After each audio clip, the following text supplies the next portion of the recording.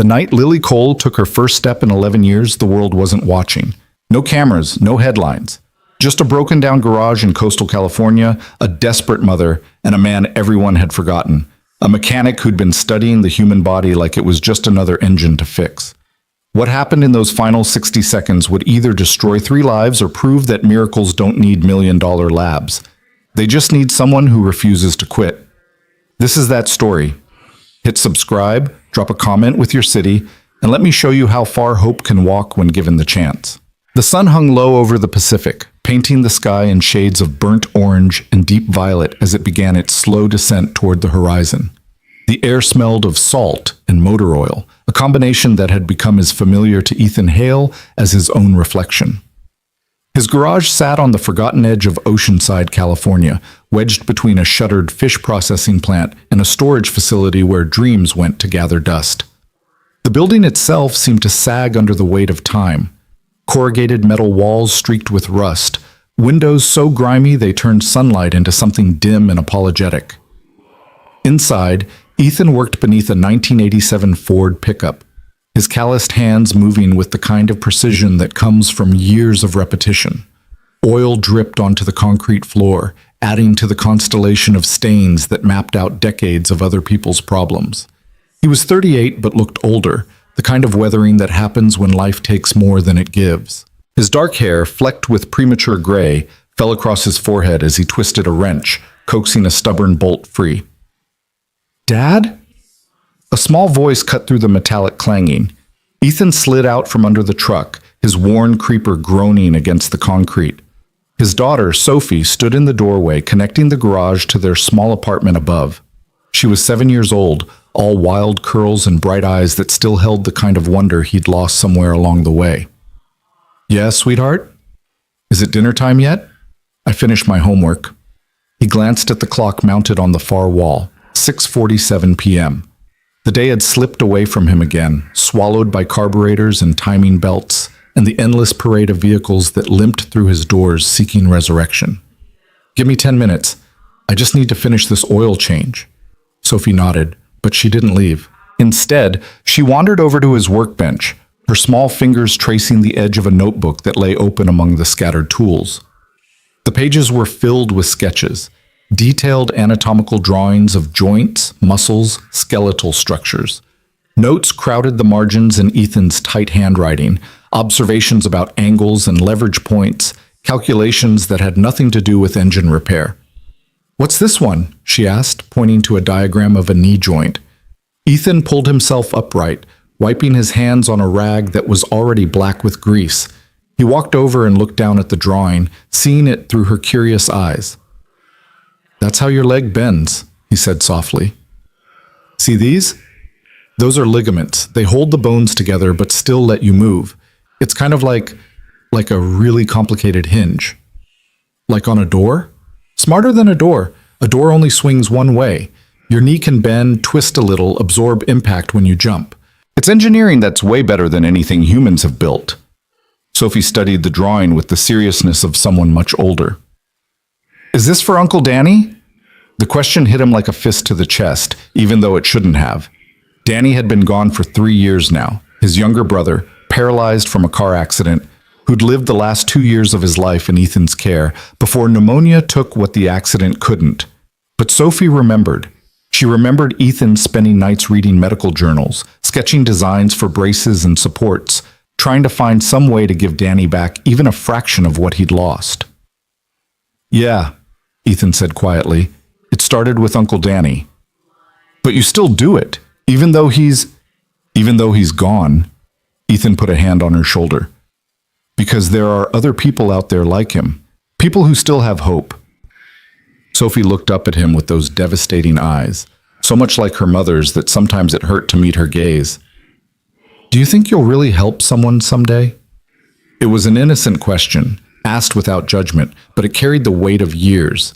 Years of late nights and failed attempts, of textbooks Ethan could barely afford, and equipment he built from salvaged parts.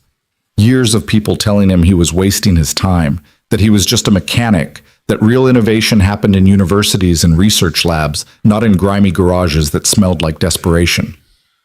"I don't know, Sophie," he admitted, because he'd never lied to her. But I'm going to keep trying. She smiled at that, a small curve of lips that said she believed in him, even when he struggled to believe in himself. Then she was gone, padding back upstairs to wait for dinner that would probably be mac and cheese again because it was cheap and filling, and all he had energy to make after 10 hours of work. Ethan stood alone in the garage, surrounded by the mechanical corpses of other people's transportation, and allowed himself a moment of honesty. He was tired, not just physically, though his back ached and his hands were scraped raw. He was tired of the weight of it all, the bills that multiplied faster than he could pay them, the responsibility of raising Sophie alone, the ghost of his wife Claire who died bringing their daughter into the world, the memory of Danny wasting away in a hospital bed while Ethan frantically searched for answers that never came. The smart thing would be to give up the research, to accept that he was a mechanic, nothing more, and focus on keeping his business afloat and his daughter fed.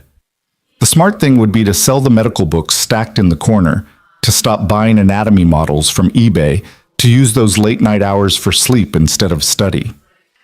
But Ethan had made a promise.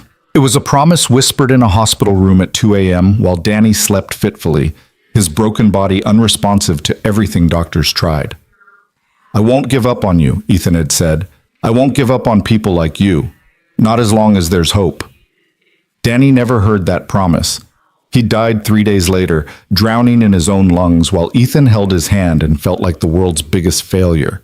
So he kept studying, kept sketching, kept trying to understand the magnificent machinery of the human body with the same dedication he'd once brought to understanding engines. Because maybe, just maybe, if he worked hard enough and learned enough and tried enough times, he could keep that promise to someone who could still benefit from it. The next morning arrived the way it always did, too early and without mercy.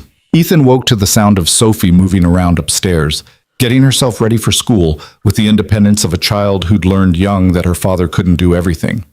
He dragged himself out of bed, made breakfast, walked her to the bus stop 2 blocks away, and returned to open the garage by 7:30. His first customer arrived at 8 o'clock, Mrs. Chen, whose Toyota Camry made a noise like a dying cat every time she turned left. The second was a contractor whose work van needed new brake pads. The third was a kid barely old enough to drive, bringing in a Honda Civic that he'd tried to modify himself and had thoroughly destroyed in the process. This was Ethan's life. This was his reality. Oil changes and brake jobs and diagnostic tests day after day, week after week, year after year. The work was honest and necessary, and it paid just enough to keep the lights on, but it wasn't the life he'd once imagined. There had been a time before Claire died when Ethan had been different. He'd been a scholarship student at UC San Diego, studying mechanical engineering, finishing his junior year with a 3.9 GPA and plans to specialize in biomedical engineering. Professors had talked about his potential, about graduate school, about a future building prosthetics and medical devices that could change lives. Then Sophie came early. Complications. Claire hemorrhaging on the delivery table while Ethan sat in the waiting room, helpless. She'd lived long enough to hold their daughter once, to whisper, "Take care of her," before slipping away. Just like that, in the space between one breath and the next, Ethan's future had shattered into something unrecognizable. There was no going back to school, not with a newborn and no life insurance and medical bills that turned into collection notices. Ethan had taken the first job he could find, an apprentice position at a garage owned by a man named Frank, who was gruff but fair. He'd learned quickly, discovered he had a talent for diagnosis and repair, and when Frank retired 5 years later, Ethan had scraped together enough for a down payment on the business. It wasn't engineering, it wasn't saving lives or pushing the boundaries of human knowledge, but it was stable, and stability was what Sophie needed. Except Ethan couldn't quite kill the part of himself that wanted more, that needed to believe his hands could do something beyond routine maintenance. So he studied at night, teaching himself the anatomy and biomechanics that he would have learned in graduate school. He built his knowledge piece by piece, textbook by textbook, sacrificing sleep and social life and any chance at moving beyond the edges of survival. People thought he was crazy. His few remaining friends from college had stopped calling years ago, tired of inviting him to things he could never attend. The other mechanics in town regarded him with a mixture of pity and suspicion. Why would anyone waste time on medical research when they could be working on cars or watching football or living a normal life. Even his own father, during their rare phone calls, couldn't hide his disappointment. "You had real potential, Ethan," he'd said the last time they spoke. "You could have been someone." The implication being that he wasn't someone now, just a guy covered in grease, raising a kid alone, pretending he could be more than what life had reduced him to. The morning passed in its familiar rhythm. Ethan diagnosed a failing water pump, replaced a set of spark plugs, and spent 40 minutes trying to explain to an elderly man why his car needed a new catalytic converter. And no, there wasn't a cheaper option that would pass emissions testing. By noon, he was alone in the garage, eating a sandwich he'd made that morning while reviewing his notes on gait analysis. He'd been studying the mechanics of walking for the past 6 months, fascinated by the complexity of something most people never thought about. Every step required coordination between dozens of muscles, perfect timing of contractions and releases, constant micro-adjustments to maintain balance. The human body performed calculations every second that would overwhelm most computers. He was deep in a passage about the role of hip flexors when he heard the sound. A car engine coughing, sputtering, clearly struggling.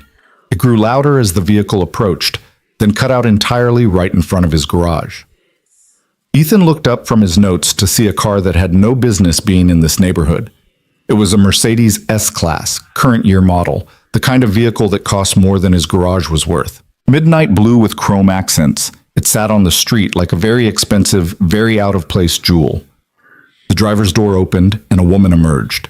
She was probably in her mid-40s, dressed in a charcoal gray business suit that probably cost more than Ethan's monthly revenue. Her dark hair was pulled back in a severe bun, her face composed in an expression of controlled frustration. Everything about her screamed money and power and the kind of life that happened in boardrooms and country clubs, not on the oil-stained streets of industrial Oceanside. She approached the garage, her heels clicking on the pavement with military precision.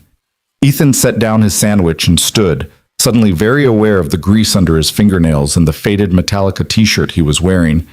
"Are you open?" she asked. Her voice was crisp, educated, used to being obeyed. "Yes, ma'am." "What seems to be the problem?" "My car died. Right there." She gestured toward the Mercedes with barely contained irritation. "I have an extremely important meeting in San Diego in 2 hours, and I cannot miss it." Ethan walked over to examine the car. Even sitting dead, it was beautiful. German engineering at its finest, every line purposeful, every component precisely designed. He felt a familiar tug, the same one he'd felt looking at anatomical drawings. There was artistry in this, a kind of mechanical poetry. "May I?" he asked, gesturing toward the hood. The woman, he still didn't know her name, nodded impatiently. Ethan popped the hood and leaned in, his trained eyes scanning the engine bay. Modern cars were increasingly electronic, more computer than machine, but the fundamentals remained the same. Air, fuel, spark. If it wasn't running, one of those three things was failing. He checked the obvious culprits first. Battery connections were tight. Fuel pump was receiving power. Air filter was clean. He pulled a diagnostic tool from his pocket and connected it to the car's computer, scrolling through error codes while the woman watched with the intensity of someone used to demanding answers. "Your mass airflow sensor is reading 0, Ethan said after a moment.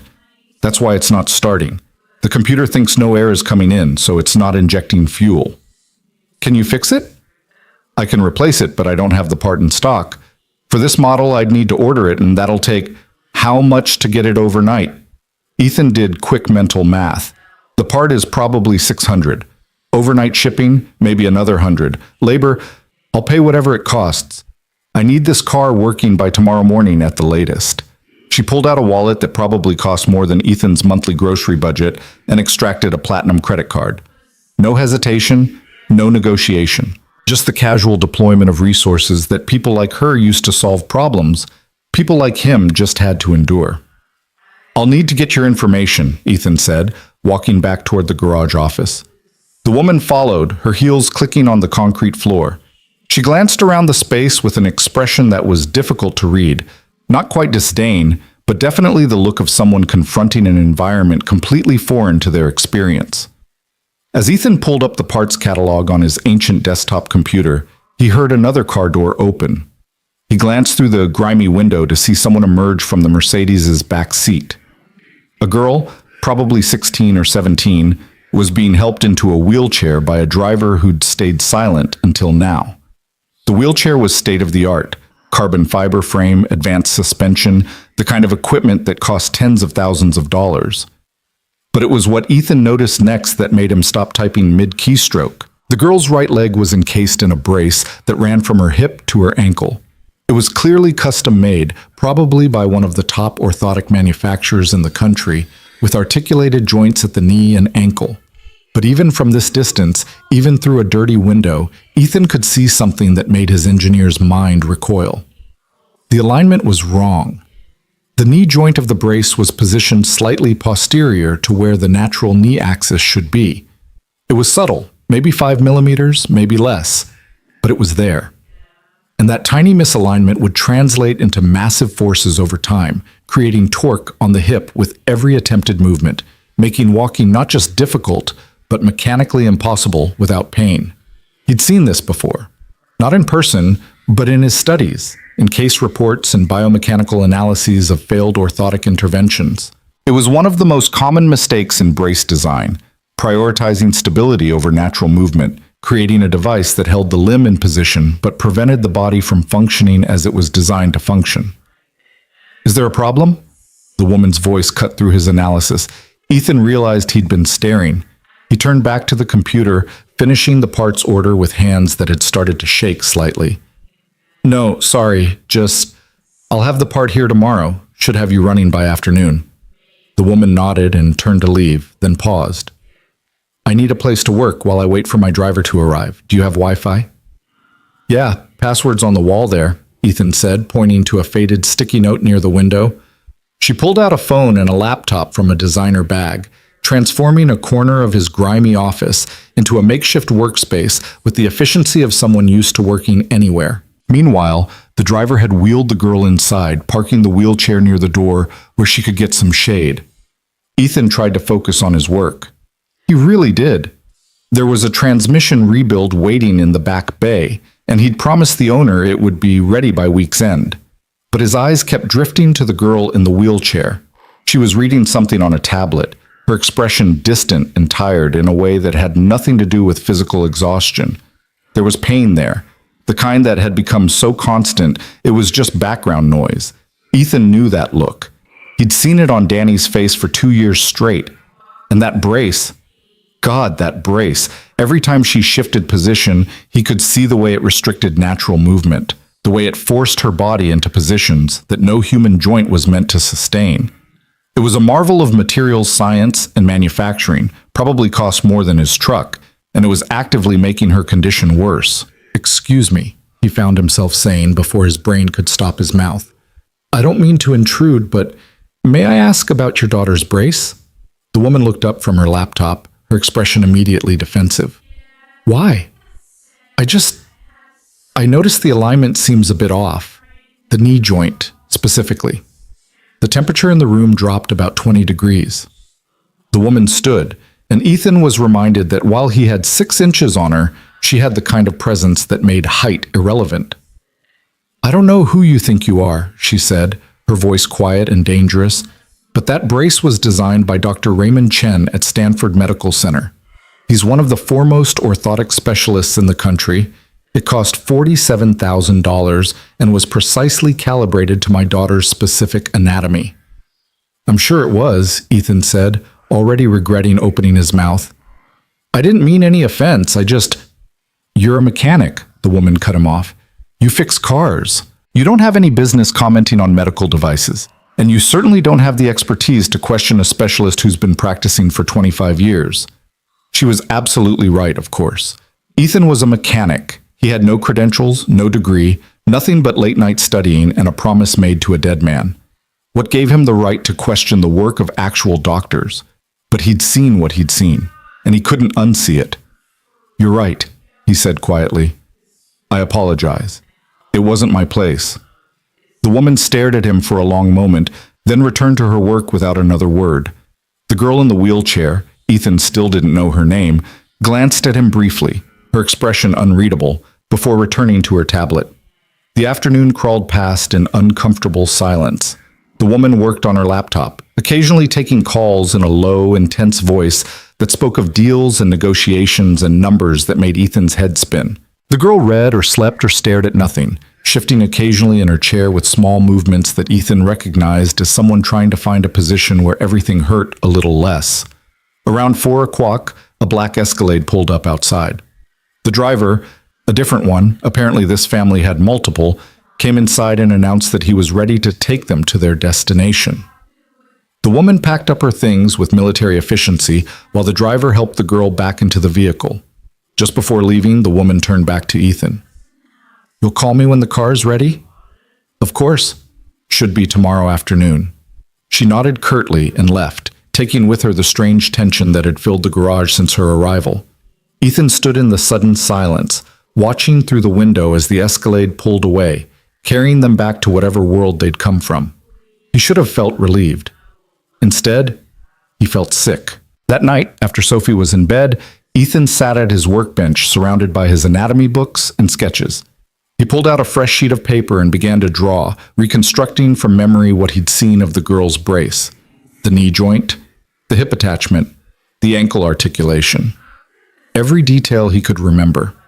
Then he drew what it should have been, where the joints needed to align with natural anatomy, how the forces should distribute during movement, what adjustments would allow the leg to function as it was designed to function, instead of fighting against mechanical constraints that made movement impossible. It was just an exercise, just scratching an intellectual itch.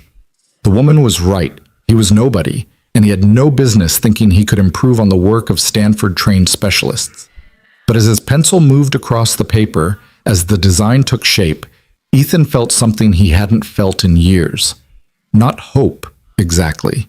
Hope was too fragile, too easily disappointed. This was more fundamental. This was the certainty that comes from understanding how things work, from seeing a problem and knowing, not believing, but knowing that there was a solution. He worked until 2 a.m., refining the design, running calculations, checking and rechecking his biomechanical assumptions against the textbooks spread across his bench. When he finally stopped, he had a complete schematic for a knee brace that would cost maybe $400 in materials and could be built in his garage with the tools he already owned. It would never happen, of course. The woman had made it clear she wanted nothing to do with his opinions. He'd probably never see her or her daughter again. This was just an exercise, just proof to himself that all those late-night studying hadn't been completely wasted. Ethan filed the sketches away in a drawer with dozens of other designs that would never be built, turned off the lights, and went to bed. He had no way of knowing that in 3 weeks, the Mercedes would break down again. That the woman would return, this time not with impatience, but with something that looked almost like desperation. That the girl in the wheelchair would look at him with eyes that asked a question he'd spent 3 years preparing to answer. He had no way of knowing that the promise he'd made to Danny in a hospital room was about to be tested in ways he couldn't imagine. All Ethan knew, as sleep finally pulled him under, was that somewhere out there was a girl who was suffering needlessly, trapped in a body that had failed her and equipment that was failing her worse. And for the first time in 3 years, he'd seen that suffering with his own eyes instead of in the abstract pages of medical journals. It changed something. He couldn't articulate what exactly, but as he drifted off, his last conscious thought was a repeat of that old promise, spoken now not to Danny, but to a girl whose name he didn't know. "I won't give up on you, not as long as there's hope." 3 weeks passed before Ethan saw the Mercedes again. 21 days during which he'd almost convinced himself that the encounter had been a strange anomaly, a brief intersection of worlds that would never touch again. He'd filed away the sketches of the knee brace design, buried them under new diagrams and half-finished calculations, and tried to focus on the work that actually paid his bills. Sophie had started asking questions about money, not directly, the way adults did, but in the careful, observant way of children who noticed when their father skipped meals, or when the heat got turned down earlier in the evening to save on the gas bill. She'd asked if they could get a cheaper kind of cereal. She'd stopped mentioning the field trip her class was taking to the Science Museum, the one that cost $35 she knew he didn't have. It was Thursday afternoon, nearly 5 o'clock, when Ethan heard the familiar sputter of an expensive engine failing. He looked up from the Dodge Durango he was working on and felt his stomach drop as the midnight blue Mercedes coasted to a stop in front of his garage for the second time. The woman emerged with the same controlled frustration as before, but this time there was something else in her expression, something that looked almost like resignation. "It died again," she said without preamble. "Different problem this time. It just lost power on the highway." Ethan wiped his hands and walked over to the car. The girl was in the back seat again, wheelchair visible through the tinted windows, but she didn't get out this time. The woman stood with her arms crossed, and Ethan noticed details he'd missed before. The fatigue around her eyes, the tension in her shoulders, the way her expensive suit couldn't quite hide the fact that she was barely holding something together. "Let me take a look," he said. This time the diagnosis took longer. The mass airflow sensor he'd replaced was functioning perfectly. Fuel pressure was good. Ignition system checked out. Ethan worked methodically through the possibilities while the woman made phone calls, her voice sharp and professional as she rescheduled meetings and delegated tasks to people whose names Ethan didn't recognize. After 40 minutes, he found it.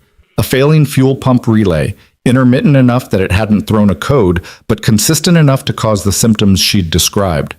It was a relatively simple fix, but the part would need to be ordered again. "How long?" the woman asked when he delivered the diagnosis. "I can have the part tomorrow morning. Should be running by noon."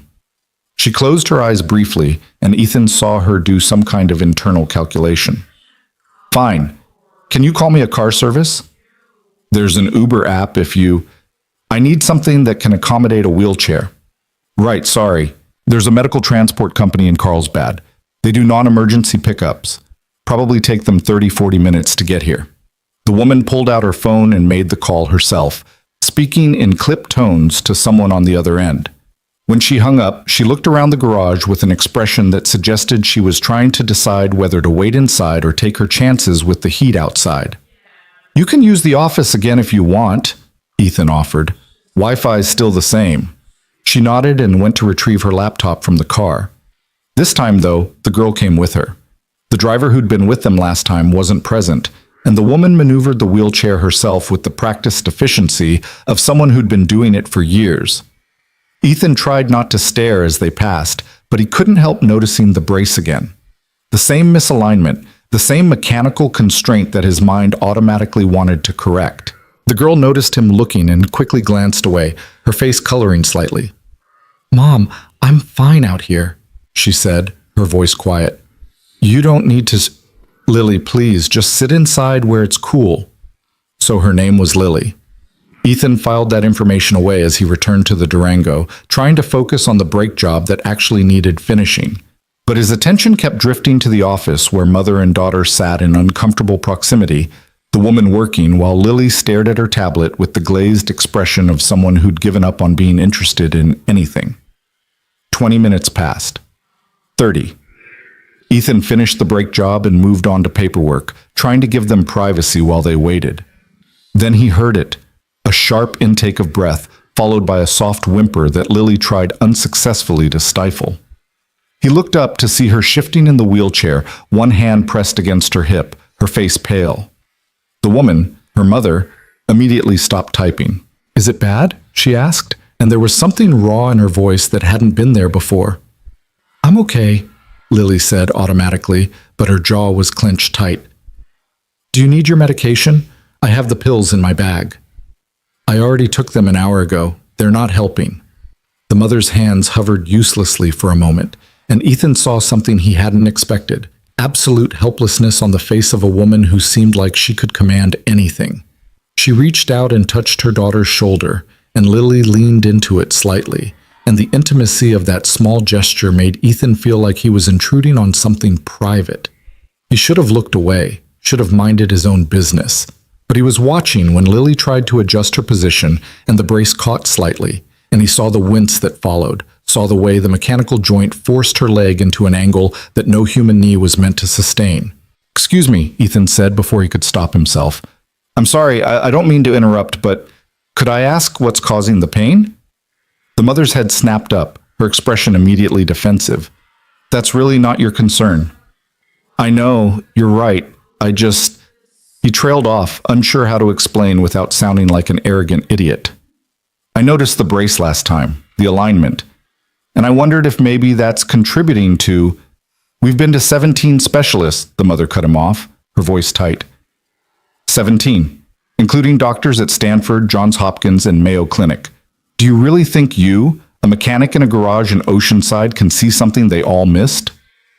No, Ethan said honestly. Probably not. But sometimes the obvious things are the easiest to miss because everyone assumes someone else already checked. Mom, Lily said quietly, it's okay. Let him... Absolutely not. Lily, we've been through this. We've tried everything. Every adjustment, every new brace, every experimental treatment. Nothing helps. I'm not going to let some random person who fixes cars convince you there's some miracle solution that actual doctors haven't found. The words hung in the air like an accusation. Ethan felt heat rising in his face, embarrassment mixed with something else. Frustration, maybe, or the particular anger that comes from seeing someone suffer needlessly and being unable to help. You're right, he said quietly. I apologize. It's not my place. He turned back to his work, forcing himself to focus on the invoices that needed processing. Behind him, he heard Lily's mother return to her laptop, the aggressive clicking of keys suggesting she was taking her frustration out on whatever email she was composing. The transport van arrived 45 minutes later. Ethan watched from the garage bay as the driver helped Lily into the vehicle, securing her wheelchair with practiced efficiency. The mother stood nearby, phone pressed to her ear, still working even in the parking lot of a garage in a neighborhood she probably never knew existed before her car started breaking down. Just before getting into the van, Lily looked back at him. Their eyes met for just a second, and Ethan saw something there that made his chest tighten. Not hope, exactly. More like the ghost of hope, the faint memory of what it felt like to believe things could be different. Then the van door closed, and they were gone. Ethan stood in the empty garage, surrounded by the familiar smell of oil and metal, and felt something crack open inside him. It was the same feeling he'd had sitting next to Danny's hospital bed, the same helpless rage at a world that broke people and then charged them $47,000 for solutions that didn't solve anything. That night, he pulled out the sketches he'd made 3 weeks ago. The knee brace design with its corrected alignment and natural articulation points. He thought it was just an intellectual exercise, but now it felt like something more, like a possibility that existed in the narrow space between what was and what could be. Sophie was already asleep upstairs. Ethan had 2 hours until he'd collapse from exhaustion. He spent them refining the design, running calculations, checking his assumptions against everything he'd learned from textbooks that cost more than he could afford, and late nights when normal people were sleeping. By midnight, he had something. Not just sketches, but actual plans, measurements, material specifications, a complete design for a knee brace that would cost a fraction of what Lily's current brace had cost and would actually work with her body instead of against it. It would never happen, of course. He'd probably never see them again, and even if he did, why would they trust him? He was nobody, just a mechanic who'd taught himself anatomy from books and pretended he understood things that took doctors decades to master. But the design existed now. It was real on paper, even if it would never be real in metal and carbon fiber and the flesh and blood reality of a girl who'd forgotten what it felt like to move without pain. The Mercedes was ready by noon the next day, just as Ethan had promised. He called the number the woman had left, and she answered on the second ring. Ms. Cole, your car's ready. I'll send someone to pick it up. Can you have it ready in an hour? Sure, just need payment and a signature. I'll handle that remotely. The driver will have authorization. She hung up before Ethan could respond. An hour later, a driver arrived. Not the same one from before. This was a woman in her 50s who handled the transaction with professional efficiency and no conversation. She paid with a company card, signed the invoice, and drove away, leaving Ethan with the feeling that this chapter had closed as abruptly as it had opened. 2 weeks passed. Spring was giving way to summer, and the garage was busy with people wanting their AC systems serviced before the real heat arrived. Ethan worked 12-hour days, came home to make dinner for Sophie, helped with homework, and fell into bed too exhausted to even think about anatomical sketches or biomechanical calculations. But he thought about Lily, about the pain in her face and the resignation in her eyes, and the way her mother's helplessness had been almost as painful to witness as her daughter's suffering. He thought about the brace that cost more than most people's cars and did nothing but make things worse. It was a Tuesday afternoon when everything changed. Ethan was under a Subaru, fighting with a stubborn oil filter when he heard a car pull up. He rolled out from under the vehicle, expecting another routine customer, and froze. The Mercedes. Again. But this time it wasn't engine trouble that brought them. The woman, Ms. Cole, he reminded himself, emerged from the car with an expression that was completely different from the controlled frustration of previous visits. She looked desperate. "Mr. Hale?" she said, and the fact that she knew his name meant she'd been thinking about this, planning this. "Yes, ma'am?" "I need to talk to you about my daughter." Ethan stood slowly, wiping his hands on a rag, his heart suddenly hammering against his ribs. "Is she okay?" "No." The word came out flat, exhausted. "She's not okay. She hasn't been okay for 11 years, and I'm running out of options." Lily was in the car. Ethan could see her through the window, her face turned away, looking out at nothing in particular. Ms. Cole walked closer, and in the harsh afternoon light, Ethan could see lines around her eyes that makeup had hidden before. Evidence of nights without sleep and days of fighting battles that couldn't be won with money or power or force of will. "Last week, Lily's pain got so bad she couldn't sleep for 3 days straight," Ms. Cole said quietly. "We went to the emergency room twice. They increased her medication again, but it's not helping. It's never helping. And She stopped, took a breath, regained some of the composure that seemed to be her default state. "I've been thinking about what you said, about the brace, about the alignment. Ms. Cole, I really don't have any credentials to... I don't care about credentials." Her voice was sharp now, almost angry. "Do you know how many credentialed doctors have told me there's nothing more they can do? That Lily just needs to accept her limitations? That the pain is psychological, or that she's just sensitive, or that she should try meditation or therapy, or any number of things that have nothing to do with the fact that my daughter can't walk without agony?" She was breathing hard, years of frustration pouring out in this grimy garage because she'd run out of places to put it. "I've spent over $300,000 on treatments," she continued. "I've taken Lily to every specialist on the West Coast. We've tried experimental procedures and alternative medicine and everything in between. And you know what I've learned? Sometimes the people with the most impressive titles are the least willing to admit they might be wrong." Ethan didn't know what to say. This woman, Marianne Cole, he'd learned her first name from the credit card receipt, was offering him something that felt simultaneously like an opportunity and a trap. "What are you asking me to do?" he said finally. "Look at the brace. Tell me if you really think there's a problem, and if there is..." She paused, and Ethan saw her making a decision that clearly terrified her. "Tell me if you think you can fix it. I'm not a doctor. I'm not an engineer. I'm just... You're someone who noticed something 17 specialists missed. That's enough for me to at least listen." She turned and walked back to the car, opening the rear door. Lily looked up, surprise and something that might have been fear crossing her face as her mother gestured for her to come out.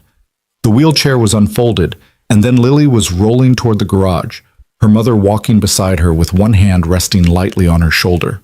Up close, Ethan could see more details. Lily was 17, he learned later, but pain had carved away some of the softness that should have still been in her face.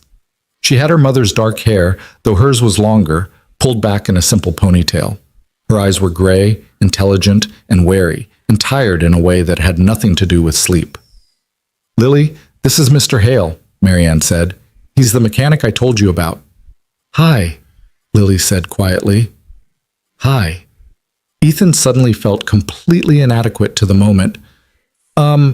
Your mom asked if I could take a look at your brace. Would that be okay with you?" Lily glanced at her mother, then back at Ethan. "What would you need to do?" "Just examine it, see how it's positioned, how the joints are aligned. I wouldn't need to remove it or anything, just look." There was a long pause. Ethan could see Lily weighing the risk of hope against the certainty of disappointment. It was a calculation she'd probably made 1,000 times before. "Okay," she said finally. Ethan knelt down beside the wheelchair, and for the first time he could see the brace up close. It was even more sophisticated than he'd realized. Titanium frame with carbon fiber reinforcement, articulated joints with microhydraulics, custom padding molded to Lily's specific anatomy. The engineering was impressive. The execution was flawed. "Can you tell me what happened?" he asked gently. "How you ended up needing the brace?" Lily looked at her mother, who nodded slightly. "I was 6, Lily said, her voice soft. "There was an accident, car crash. My femur was shattered in 3 places, and there was severe damage to the knee. They did surgery, put it back together with pins and plates, but it never healed right. By the time I was 8, I couldn't walk without falling. That's when they fitted me for the first brace." "And you've had pain since then?" "Not at first. The first couple years were okay, but as I grew, things got worse. They'd adjust the brace, make new ones, try different configurations. Nothing helped. Some things made it worse." Ethan examined the knee joint mechanism, his fingers tracing the alignment without touching Lily's leg. He could see it now, clear as day. The axis of rotation was offset from where the natural knee would pivot. It was probably 5 millimeters, maybe 6. Such a small distance. But that tiny offset meant that every time Lily tried to move, the brace was forcing her knee to rotate around an unnatural center point, creating torque that translated into stress on her hip and ankle. "How long have you had this particular brace?" he asked. 2 years. It was supposed to be the final solution. Dr. Chen said it was the most advanced orthotic device available. "It is," Ethan said honestly. "The technology is incredible, but I think the knee joint might be positioned incorrectly." He heard Marianne take in a sharp breath. Lily just looked at him with those tired gray eyes. "How incorrectly?" she asked. "Maybe 5 millimeters too far back. It sounds small, but it means the brace is trying to make your leg bend around a point that doesn't match where your actual knee wants to bend. That creates stress. Over time, with every movement, that stress accumulates." "Can you show me?" Marianne asked, her voice tight. Ethan stood and walked to his workbench, grabbing a piece of paper and a pencil. He drew quickly. A simplified diagram of a leg, showing the natural pivot point of the knee, and then showing where the brace's joint was actually positioned. "Here," he said, pointing. "This is where the rotation should happen, and this is where the brace is making it happen. Every time Lily tries to bend her knee, her body is fighting against this offset. It's like," he searched for an analogy they'd understand. "It's like if you hung a door, but you put the hinges an inch to the left of where they should be. The door might still swing, but it would bind and scrape and eventually damage the frame because the mechanics are wrong." Marianne studied the diagram with the intensity of someone used to analyzing complex information. "If this is true, why wouldn't Dr. Chen have caught it?" "I don't know," Ethan admitted. "Maybe because the offset is so small. Maybe because the brace was designed based on measurements that were taken with Lily in a static position, not accounting for dynamic movement. Maybe because sometimes when you're working with really advanced technology, you trust the precision of the manufacturing and assume the design must be right." "Can you fix it?" Lily asked, and there was something in her voice that broke Ethan's heart, the barest hint of hope trying to surface through years of learned helplessness. I think so. Maybe. I'd need to adjust the position of the knee joint, move it forward to align with your natural axis of rotation. But I want to be clear, I've never done this before. I've studied the biomechanics, I understand the principles, but I've never actually modified an orthotic device. I could make it worse. I could damage the brace beyond repair, and I have no way of knowing if this will help your pain." "But you think it might," Marianne said. "Yes, I think it might." Mother and daughter looked at each other, communicating in the wordless way of people who'd been through hell together. Ethan saw Marianne's doubt warring with her desperation, saw Lily's fear battling against the faint possibility that maybe, just maybe, someone had finally seen what everyone else had missed. "What would you need?" Marianne asked finally. "Time to plan the modification, materials to make the adjustment, and permission to work on medical equipment that I'm not qualified to work on." "If I give you that permission, am I liable if something goes wrong?" "I honestly don't know the legal implications." "Probably, but I can write up a waiver if—" "I don't care about the waiver." Marianne's voice was suddenly fierce. I care about my daughter. Can you help her or not? It was the question Ethan had been avoiding answering directly because he knew what was at stake. This wasn't an intellectual exercise anymore. This was real. This was a 17-year-old girl who'd been in pain for 11 years, sitting in front of him with eyes that had forgotten what hope looked like. If he said yes and failed, he wouldn't just be wrong. He'd be cruel. He'd be one more in a long line of people who'd promised relief and delivered nothing but disappointment. But if he said no, if he walked away from this because he was afraid of failing, then what was the point of all those late nights studying? What was the point of the promise he'd made to Danny? I think I can help, Ethan said, his voice steadier than he felt. I can't promise anything, but I'll give you everything I have. Marianne nodded slowly. When can you start? I need a few days to plan the modification, and I'll need to work on the brace while Lily's wearing it. I need to see how it moves, how it interacts with her actual anatomy. Is that okay? He directed the question to Lily, not her mother. It was her body, her pain, her choice. Yes, Lily said quietly. When should I come back? Give me 3 days to prepare. Then we'll try. They left shortly after, Marianne writing down Ethan's phone number and promising to return on Friday afternoon. Ethan watched the Mercedes pull away, and only when it was out of sight did he allow himself to fully process what he'd just agreed to do. He'd volunteered to modify a $47,000 medical device. He had no training, no certification, nothing but sketches in a notebook and knowledge gleaned from textbooks. If this went wrong, he could be sued. He could lose everything. And far worse than any legal or financial consequences, he could hurt someone who'd already been hurt too much. That night, Ethan worked until 3 a.m. He reviewed everything he knew about knee biomechanics, double-checked his calculations, sketched out modification plans and backup approaches. Sophie found him at his workbench in the morning, asleep with his head on an anatomy textbook, pencil still in hand. "Dad?" she said, gently shaking his shoulder. "You're going to be late opening the garage." Ethan jerked awake, his neck screaming in protest from the awkward angle. He looked at his daughter's concerned face and felt a wave of guilt. He'd been so focused on the possibility of helping Lily that he'd neglected the person he was responsible for. "Sorry, sweetheart. I got caught up in something." "The drawings?" Sophie looked at the sketches spread across the workbench. "Are you going to help someone?" "I'm going to try." The girl in the wheelchair from the car that broke down? She was too observant, his daughter. Too smart for her own good sometimes. "Yeah, her name's Lily." "Is she nice?" "I think so. I don't really know her yet." Sophie studied the sketches with the same intensity she brought to her science homework. "This looks really complicated." "It is. But you can do it, right? You're really smart, Dad." The absolute faith in her voice nearly broke him.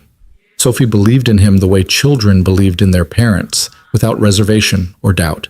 She had no idea that her father was terrified, that he was about to attempt something he had no business attempting, that failure was not just possible but probable. "I hope so, baby. I really hope so." The next 3 days were a blur of preparation and second-guessing. Ethan worked on regular car repairs during the day, but his mind was always half-focused on the modification plan. At night, he refined his approach, ordered specialized tools he couldn't really afford, and reviewed his biomechanical calculations until his eyes burned from exhaustion. He also did something he'd never done before. He reached out for help. There was a professor at San Diego State, Dr. Patricia Mendez, who taught biomechanical engineering and had published several papers on orthotic design. Ethan had read her work obsessively during his late-night study sessions. He'd never contacted her before because what would he say? "Hi, I'm a mechanic who reads your papers and pretends to understand them." But now he had a real case, a real problem. So he crafted an email, trying to sound professional and not like a complete fraud, explaining the situation and asking if she'd be willing to review his modification plan. He sent it at midnight on Wednesday and didn't expect a response. But Thursday morning, there was a reply in his inbox. "Mr. Help. Your observations about the knee joint alignment are intriguing. I'd be happy to review your plans. However, I must caution you that modifying medical devices without proper oversight carries significant risks, both legal and medical.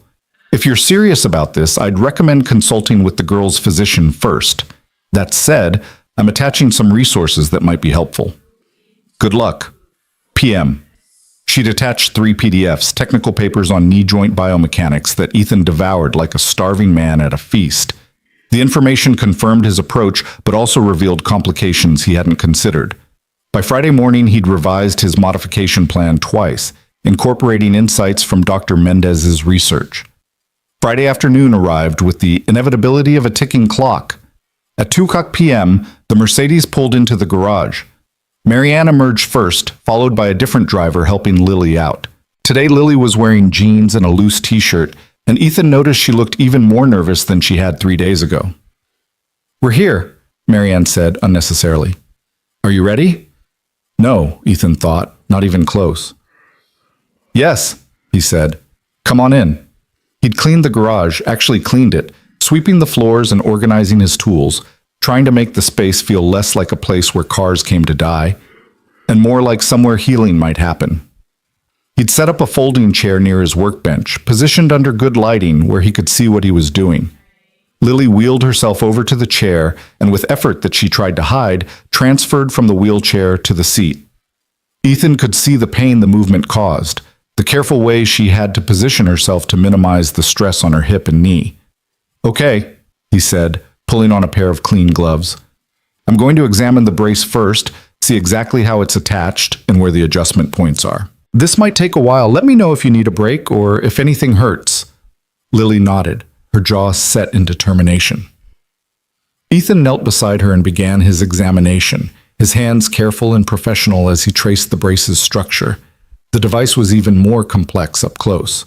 Multiple adjustment points, tension settings, articulation controls. He took measurements, compared them to the sketches he'd made, and felt his stomach sink as he realized the modification was going to be harder than he'd thought. The knee joint wasn't just offset, it was integrated into a support system that distributed forces across the entire leg. Adjusting it would require recalibrating the tension in multiple locations, or else he'd just create a different set of problems. Marianne watched from nearby, her arms crossed, her expression unreadable. Ethan was acutely aware that she was probably questioning her decision to trust a mechanic with her daughter's well-being. "Okay," he said after 20 minutes of examination. "I can do this, but it's going to take several hours, and I'm going to need to make adjustments incrementally, move the joint a millimeter at a time, test how it feels, make sure I'm not creating new problems." "How long?" Marianne asked. "Best case? 3 hours. Worst case? I might need to stop and rethink the approach. It's more complicated than I anticipated." He saw doubt flicker across Marianne's face. This was the moment where she could pull back, where common sense would tell her to take her daughter to an actual medical facility instead of letting a stranger experiment on her in a garage. "Do it," Lily said quietly. Both Ethan and Marianne looked at her in surprise. "I've been in pain for 11 years, Lily continued, her voice steady despite the fear in her eyes. "Every specialist says there's nothing more they can do. Every treatment makes it worse or does nothing. If there's even a chance this could help, I want to try." Marianne reached out and took her daughter's hand, squeezing it gently. "Okay," she said. "We try." Ethan took a deep breath and began to work. The modification was painstaking. Every adjustment had to be precise, every movement calibrated. Ethan worked with the focused intensity of someone defusing a bomb, knowing that one mistake could make everything worse. He loosened the mounting points of the knee joint, shifted it forward by increments so small they were almost invisible, then tested the range of motion. "How does that feel?" he asked after the first adjustment. "Different," Lily said. "Not better or worse, just different." He continued, making tiny alterations, asking for feedback after each one. An hour passed, then 2. Ethan's back ached from kneeling, and sweat dripped down his face despite the industrial fans running. But he didn't stop. At the 2.5-hour mark, something changed. Ethan made an adjustment, tested the joint's movement, and heard Lily gasp. "What?" Marianne asked immediately, stepping closer. "What's wrong?" "Nothing's wrong," Lily said, and her voice was strange. When I move my leg, it doesn't catch. There's no binding." Ethan's hands were shaking as he made one more minute adjustment. "Try bending your knee, slowly." Lily did. The brace moved smoothly, the joint tracking along a path that finally matched what her body wanted to do naturally. There was no resistance, no unnatural torque. "Oh my God," Lily whispered. "I can feel the difference." But Ethan knew better than to celebrate yet. No binding was good, but it didn't mean the pain would go away. He spent another 30 minutes fine-tuning the tension settings, making sure the load was distributed correctly across the entire leg. Finally, he sat back on his heels, exhausted. "Okay, that's as good as I can get it without you trying to stand." The garage fell silent. This was the moment of truth. Lily looked at her mother, who looked at Ethan, and he saw all of their fear and hope and desperation reflected in that exchange of glances. "Do you want to try?" Marianne asked her daughter. Lily's hands gripped the arms of the chair. "Yes." Ethan and Marianne helped her stand, supporting her weight as she rose. Lily put weight on her right leg, the one with the brace, and Ethan watched her face carefully for signs of pain. "How is it?" he asked. I don't know, different. The pressure's in different places." She shifted her weight slightly, testing. I think it might be better." She took a step, then stopped, her face going pale. Ethan's heart sank. He'd failed. He'd moved things around and made it worse, and "It doesn't hurt," Lily said, her voice barely audible. "When I step, it doesn't hurt the way it usually does." "Are you sure?" Marianne asked, and Ethan heard years of false hope in that question, the learned skepticism of someone who'd been disappointed too many times. Lily took another step. Her gait was awkward, uncertain, but she wasn't crying out in pain, wasn't wincing with every movement. "I'm sure," she said. "Something's different. It's not perfect, but Mom, it's so much better." Marianne covered her mouth with one hand, and Ethan saw tears gathering in her eyes. But she didn't let them fall, not yet, because experience had taught her that better wasn't the same as healed. "Let's not overdo it," Ethan said quickly. "You need to build up gradually. The brace is adjusted, but your muscles and joints need time to adapt to the new movement pattern." They helped Lily back into the wheelchair, and Ethan could see she was exhausted from the combination of physical stress and emotional intensity. But there was something different in her expression, not quite hope, but something adjacent to it. Possibility, maybe. Marianne pulled him aside while Lily rested. "What do we owe you?" she asked quietly. Ethan hadn't even thought about money. "Nothing. I didn't do anything yet. We need to see if this actually helps over the next few days." "Mr. Hale." "Ethan, please." "Ethan, you just spent 3.5 hours working on my daughter's brace. I need to pay you. Let's wait and see if it works first." Marianne studied him with an expression he couldn't quite read. "You really believe you can help her?" It wasn't a question. "I believe I'm going to try everything I know how to do," Ethan said. "Whether that's enough, we'll find out." They left as the sun was setting, Marianne promising to call the next day with an update. Ethan watched them drive away, then slumped against his workbench, suddenly aware of how exhausted he was. He'd done it. He'd actually modified the brace. And unless Lily had been lying, it seemed to have helped, at least a little. But Ethan knew this was just the beginning. One good moment didn't mean success. He'd seen enough failed treatments, enough false starts with Danny, to know that initial improvements could disappear as quickly as they appeared. The real test would come in the days ahead. Would the adjustment hold? Would Lily's pain continue to decrease, or would it come roaring back? And if it did help, what then? He couldn't just send her back into the world with a modified brace and hope for the best. There would be questions, challenges, probably legal issues he hadn't even considered. But for now, in the fading light of a Friday evening, Ethan allowed himself a moment of cautious optimism. He'd kept his promise to try. He'd given everything he had. The rest was up to fate, physics, and a 17-year-old girl who'd been brave enough to let a stranger try what everyone else said was impossible. The call came at 6:47 the next morning, yanking Ethan from the first deep sleep he'd had in days. He fumbled for his phone, squinting at the unknown number, his heart already racing with the certainty that something had gone wrong. "Hello?" "Ethan, it's Marianne Cole." Her voice was tight, controlled, but there was something underneath it he couldn't identify. We need to talk. His stomach dropped. Is Lily okay? Did the adjustment cause problems? There was a pause, and in that silence, Ethan prepared himself for the worst. He'd made it worse. The modification had failed. Maybe Lily had fallen. Maybe the brace had broken. Maybe... She slept through the night, Marianne said, and now Ethan could hear what was in her voice. It was disbelief. For the first time in 3 years, my daughter slept for 8 hours straight without waking up from pain. Ethan sat up in bed, fully awake now. That's good. That's really good. She woke up an hour ago and asked if she could try walking again. Not just a few steps. She wants to really walk. Marianne's composure cracked slightly. I don't know if I should let her. What if yesterday was a fluke? What if she pushes too hard and damages something? Has she been taking her pain medication? She didn't take any last night. She said she didn't need it. Ethan threw off his blanket, already moving toward his dresser for clean clothes. Bring her in. Let me check the brace, make sure everything's holding. Then we can assess whether it's safe for her to do more. When? I can be at the garage in 20 minutes. We'll be there in 30. Ethan hung up and stood in his small bedroom, his hands trembling slightly. One night of reduced pain didn't prove anything. The placebo effect was real and powerful.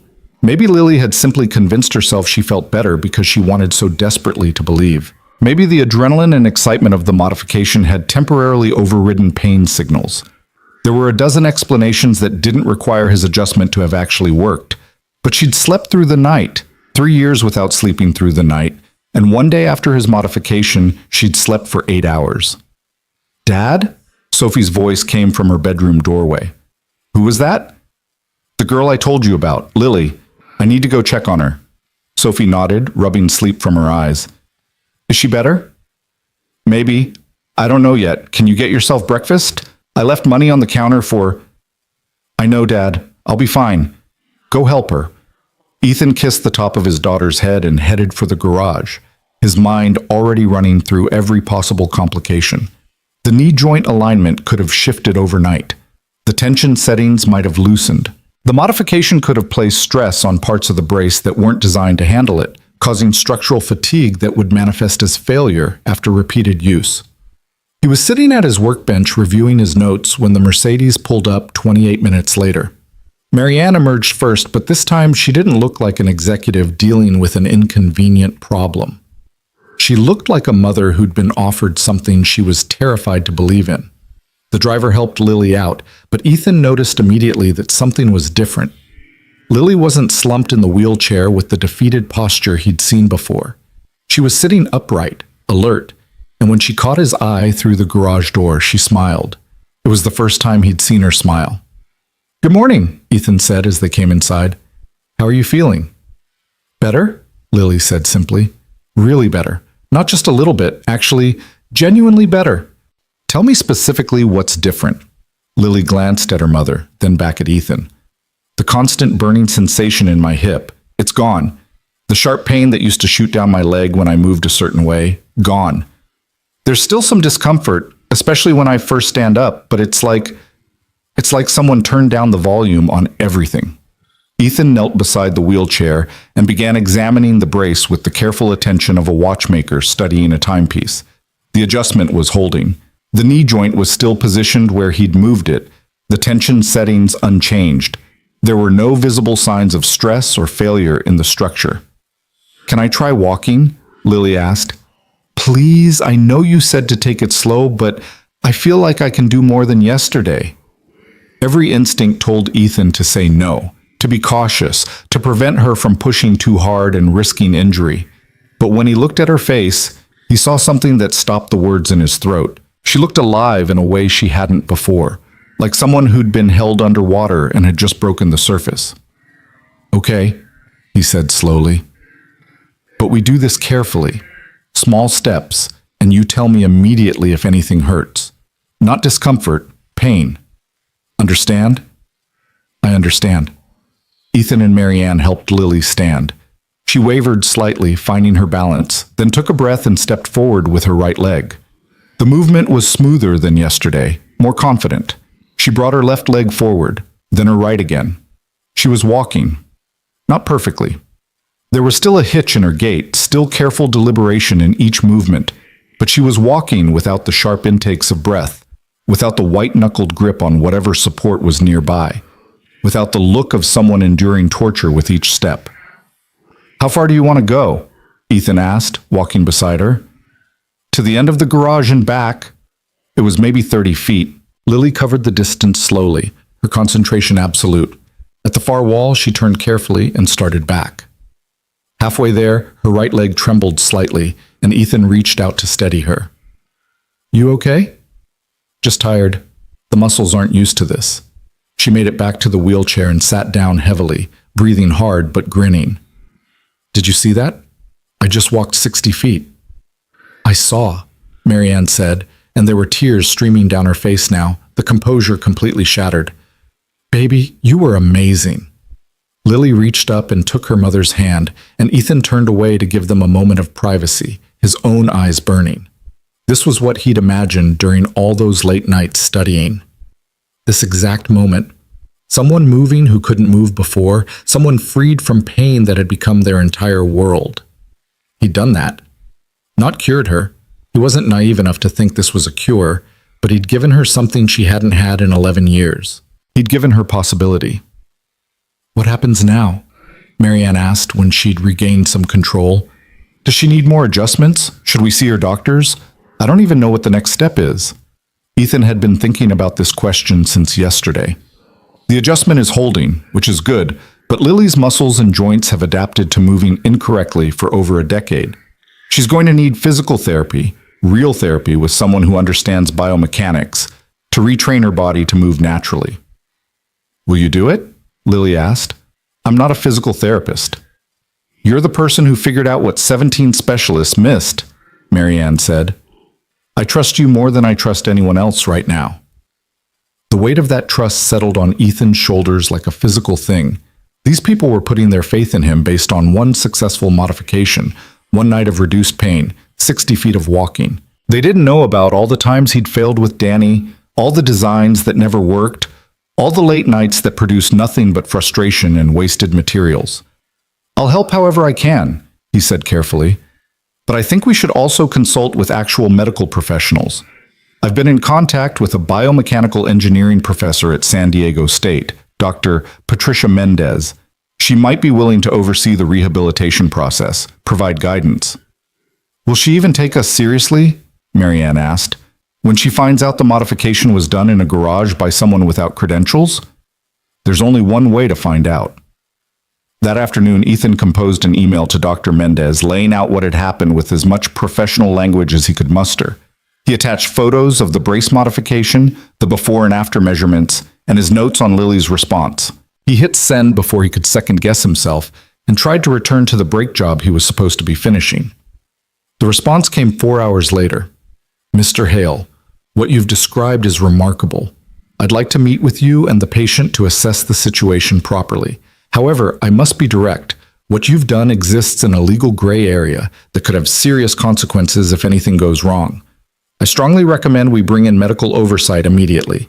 I have contacts at Scripps Hospital who might be willing to consult. Are you available Monday morning? PM."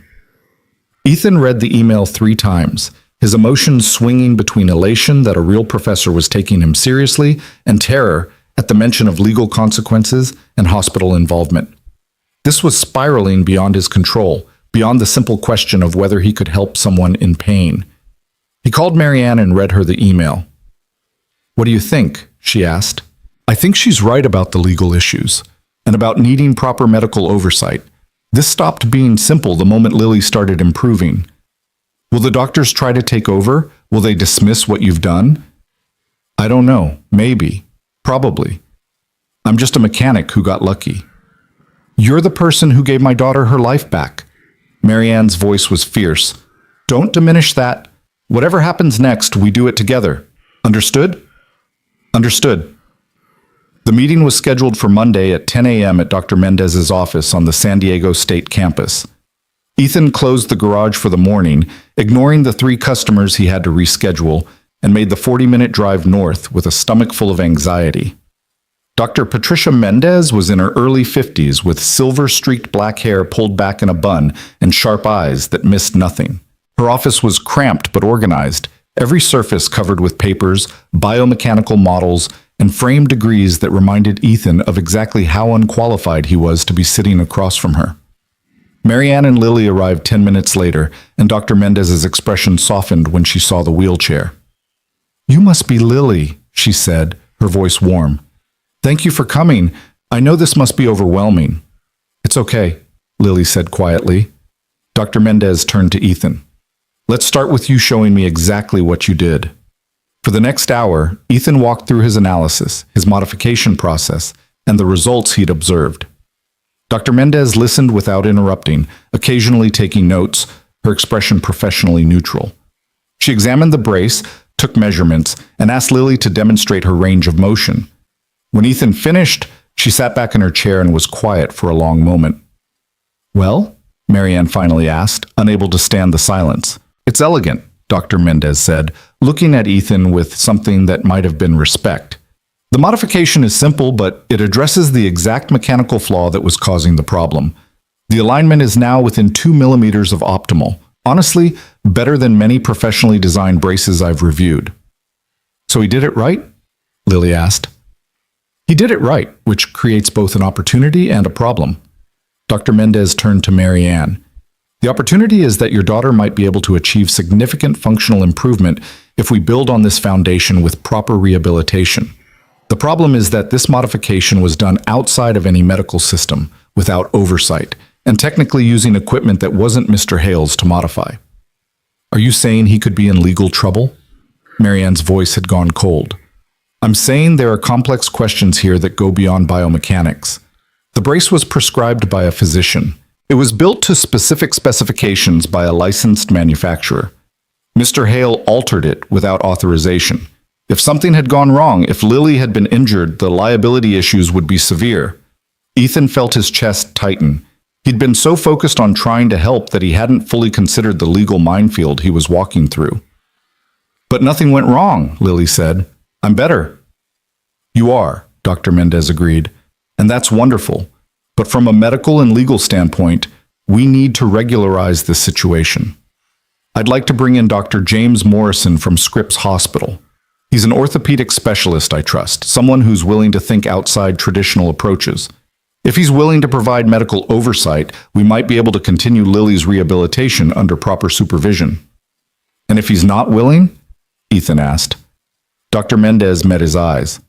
"Then we have a problem, because while what you've achieved is remarkable, it cannot continue in a garage without medical backup. The risks are too high." The meeting with Dr. Morrison happened 2 days later, and Ethan knew within the first 5 minutes that it was going to be a disaster. Morrison was in his 60s, clearly accomplished, and equally clearly unimpressed with the entire situation. He examined Lily's brace with the expression of someone examining a car that had been repaired by a shade tree mechanic.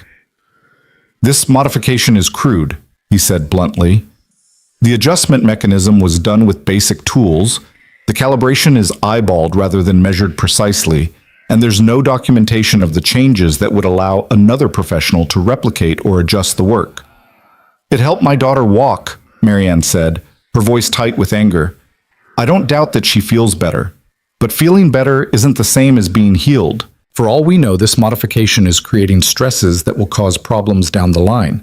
Stress fractures, joint degeneration, muscle imbalances. Without proper imaging and long-term monitoring, there's no way to know." "So what are you suggesting?" Dr. Mendez asked. "I'm suggesting we remove this modified brace and fit Lily with a new one, designed properly from the ground up with the alignment corrections Mr. Hale identified. We do this right, through proper channels, with appropriate oversight and documentation." "How long would that take?" Lily asked, her voice small. 6 to 8 weeks for design and manufacturing, then fitting and adjustment, probably another few weeks." "And in the meantime?" "In the meantime, you use your current unmodified brace." Lily's face went white. "The old one? The one that caused all the pain?" "It's that, or continue using equipment that's been modified in a non-sterile environment by someone without medical training. I can't in good conscience recommend the latter. Ethan watched Lily's expression crumble, watched hope drain from her face like water from a broken vessel. She'd had 3 days of reduced pain, 3 days of walking more than a few feet, 3 days of believing things could be different. And now a doctor was telling her she had to give it up and go back to suffering while they spent months building something through proper channels. No, Lily said. Everyone turned to look at her. No, she repeated, stronger this time. I'm not going back to the old brace. I can't. You don't understand what it was like, the constant pain, never sleeping, never being able to do anything without hurting. Ethan's modification isn't perfect, but it's better than anything any doctor has done for me in 11 years. I'm keeping it. Lily, honey, Marianne started. Mom, no. I know you want to do the right thing, the safe thing. But sometimes the right thing for other people isn't the right thing for me. Ethan helped me. I trust him. And I'm not going back. Dr. Morrison's expression hardened. Young lady, you're a minor. This isn't your decision to make. Actually, Marianne said quietly, it is. Lily will be 18 in 4 months, and even if she weren't, I'm her mother, and I'm the one who makes medical decisions for her. And I agree with my daughter. We're keeping the modified brace. Then I can't provide medical oversight, Morrison said flatly. I won't put my license at risk by endorsing work that doesn't meet professional standards. Then we'll find someone who will, Marianne said. The meeting ended badly, with Morrison warning about liability and malpractice and professional responsibility. Dr. Mendez looked torn, caught between her professional obligations and what she'd seen with her own eyes.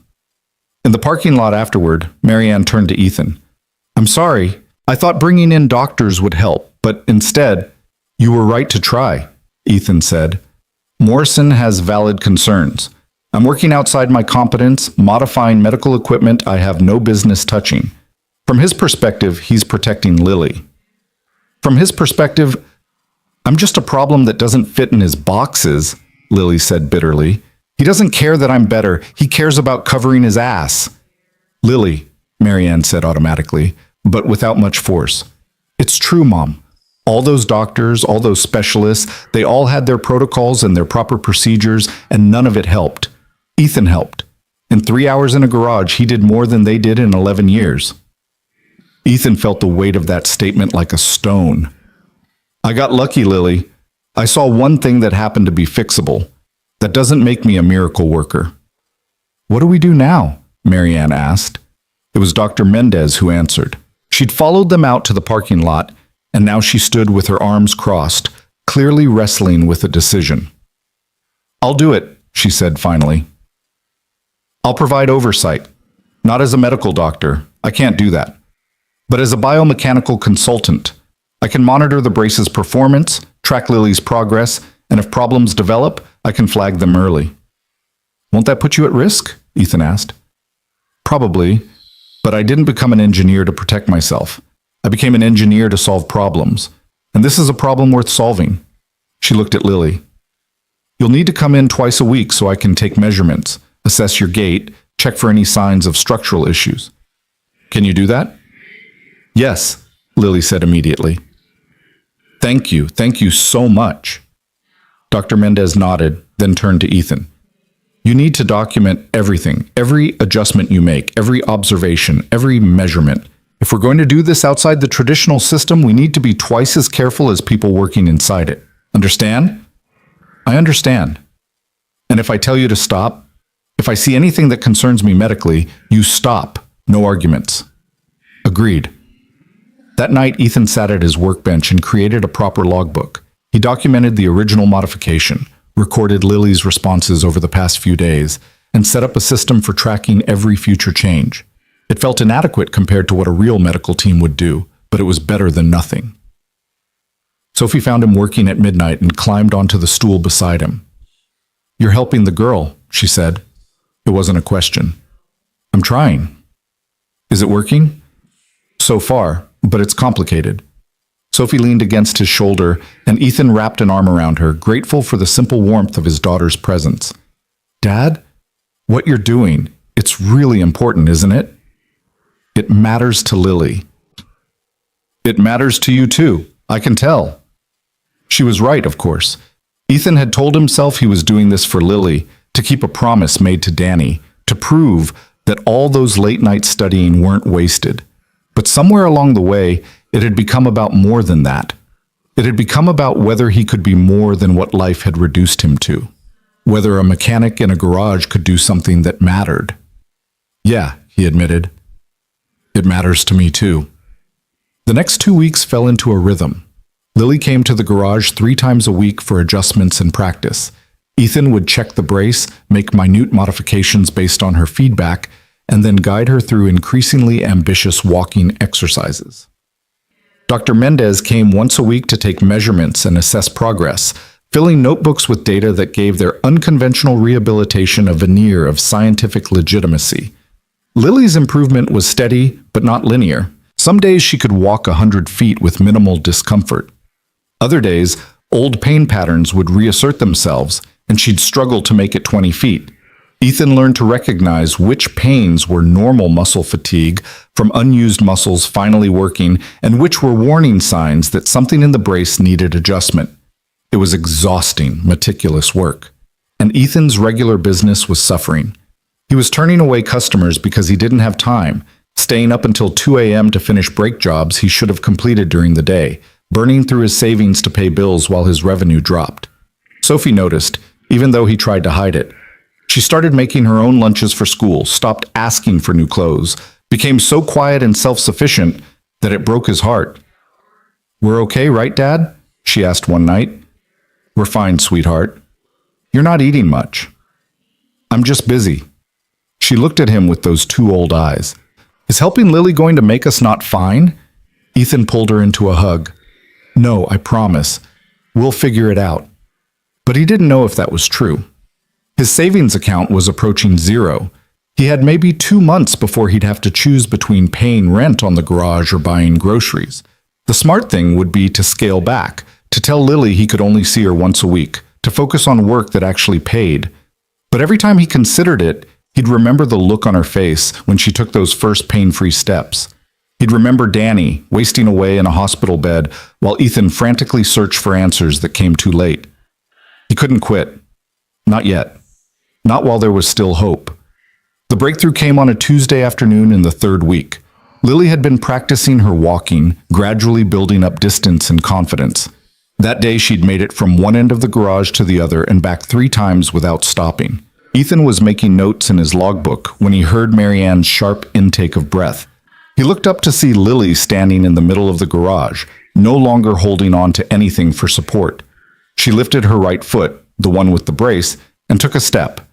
Not the careful, deliberate step she'd been doing for weeks. A normal step. The kind of step someone takes when they're not thinking about it, when movement is just something their body knows how to do. Then another, and another. She was walking across the garage with a fluidity that Ethan hadn't seen before, the brace moving in perfect synchronization with her natural gait. "Lily," Marianne said, her voice cracking. "Baby, look at you." Lily glanced down at her own feet, as if surprised to find them moving so naturally. She laughed, a sound of pure, uncomplicated joy, and took 5 more steps before stopping, breathing hard but grinning. "Did you see that?" she asked, looking at Ethan. "I wasn't even thinking about it. I was just walking." Ethan nodded, not trusting himself to speak. This was it. This was the moment he'd been working toward, the proof that the modification wasn't just reducing pain, but actually restoring function. "How do you feel?" he managed to ask. "Tired. My muscles are burning. But, Ethan," she paused, searching for words. "I don't hurt. I'm moving and I don't hurt." Marianne was crying openly now, and Lily wheeled over to her mother and stood up from the chair, stood up without help, without grimacing, and wrapped her arms around her mother's shoulders. "We did it, Mom," she whispered. "We actually did it." They held each other in the middle of the garage, and Ethan turned away to give them privacy, his own eyes burning. He'd done this. With nothing but knowledge gleaned from textbooks and a promise to a dead man, he'd given a girl her life back. The elation lasted exactly 4 days. On Saturday morning, Ethan received a certified letter. It was from the legal department of Stanford Medical Center on behalf of Dr. Raymond Chen, the orthopedic specialist who had designed Lily's original brace. The letter informed him that he was in violation of multiple medical device regulations, that he had modified proprietary equipment without authorization, and that he was to cease all work with the patient immediately pending a formal investigation. There was also a mention of potential criminal charges. Ethan read the letter 3 times, his hands shaking. Someone had reported him. Maybe Morrison, maybe someone at the hospital, maybe just a bureaucrat who'd heard about what he was doing and decided it violated protocol. He called Marianne immediately. "I got it too," she said, her voice tight. "Along with a letter saying Lily's health insurance is refusing to cover any treatment related to the modified brace. They're calling it an unapproved medical device." "What does that mean?" "It means if something goes wrong, we're completely on our own. No coverage, no support, nothing." Ethan sank into his desk chair. "I'm sorry. I should have thought about insurance implications. I should have—" "Stop. This isn't your fault. Someone decided to make trouble, and now we deal with it." "How?" There was a long pause. "I don't know, but I know we can't stop now. Lily's walking, Ethan, really walking. For the first time in 11 years, my daughter has hope. I'm not taking that away from her because some administrator is worried about liability." That should have been the end of the conversation, but Ethan had something else he needed to say, something that had been growing in his mind over the past few days. "Marianne, I'm running out of money." The admission hung in the air between them. "The work with Lily, it's taking up all my time. I'm not keeping up with regular customers. My bills are piling up. I've got maybe 6 weeks before I can't make rent on the garage." "How much do you need?" Marianne asked immediately. I'm not asking for money. I'm telling you that I might not be able to keep doing this much longer. Even if we ignore the legal threats, the practical reality is that I can't afford to work for free indefinitely." "Then let me pay you." "I should have insisted from the beginning." "It's not about payment, it's about time. Every hour I spend with Lily is an hour I'm not spending on work that keeps the lights on for my daughter." Marianne was quiet for a moment. "What if we brought you on as a consultant? Officially. I could pay you what I'd pay a physical therapist, give you a contract that provides at least some legal cover. Would that help?" "I'm not a physical therapist. You're the person who gave my daughter her life back. That's worth more to me than any credential." Her voice softened. "Ethan, please, don't quit now. Not when we're so close." "Close to what?" he wanted to ask. "Close to Lily walking independently?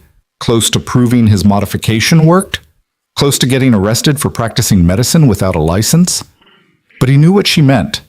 They were close to something that mattered, something that transcended legal technicalities and insurance policies and professional credentials. They were close to proving that sometimes the right answer came from unlikely places, that innovation didn't only happen in universities and research hospitals. "Okay," he said, "we keep going, but we do it smart. I'll document everything, work with Dr. Mendez to make sure we're not missing anything medically, and we'll be ready if the legal threats become real legal action." "Thank you," Marianne said quietly. "I know what you're risking." After hanging up, Ethan sat alone in his office and tried to process what he'd just committed to. He was deliberately continuing work that medical authorities had told him to stop, work that could result in criminal charges, work that was destroying his financial stability. But when he closed his eyes, he saw Lily walking across the garage with that look of wonder on her face. He saw the possibility that his years of study hadn't been wasted, that Danny's death hadn't been entirely meaningless, that maybe, just maybe, he could be someone who made a difference. It was enough. It had to be enough. Because the alternative was giving up, and Ethan had made a promise. Never give up on people who still have hope. And Lily Cole, for the first time in 11 years, had hope walking forward on legs that finally remembered how. The second letter arrived on a Wednesday, delivered by a process server who handed Ethan the envelope with the practiced indifference of someone who'd ruined 1,000 people's days. This one wasn't from Stanford Medical Center. It was from the California Medical Board, and the language was even more severe than the first. Words like unauthorized medical practice and patient endangerment and cease and desist jumped off the page like accusations. Ethan sat in his office with the letter trembling in his hands, trying to understand how helping someone had transformed into a potential criminal matter. He'd modified a brace. That was all. He hadn't prescribed medication, hadn't performed surgery, hadn't done anything that required a medical license. But apparently, the law saw things differently. His phone rang. It was Marianne. "Did you get one too?" she asked without preamble. "Just now. Mine came yesterday." They're also threatening to revoke Lily's prescription for the original brace, which would mean insurance won't cover any orthotic device at all. They're trying to force us to stop by, making it financially impossible to continue. Ethan heard the anger in her voice, but underneath it was something else. Fear. Marianne Cole was a woman used to solving problems with money and influence, but this was a problem that her resources couldn't simply overwhelm. "Maybe we should stop," Ethan said quietly. "Not forever. Just long enough to find a lawyer, figure out the legal landscape, do this through proper channels." "Lily walked a quarter mile yesterday," Marianne said. "A quarter mile, Ethan.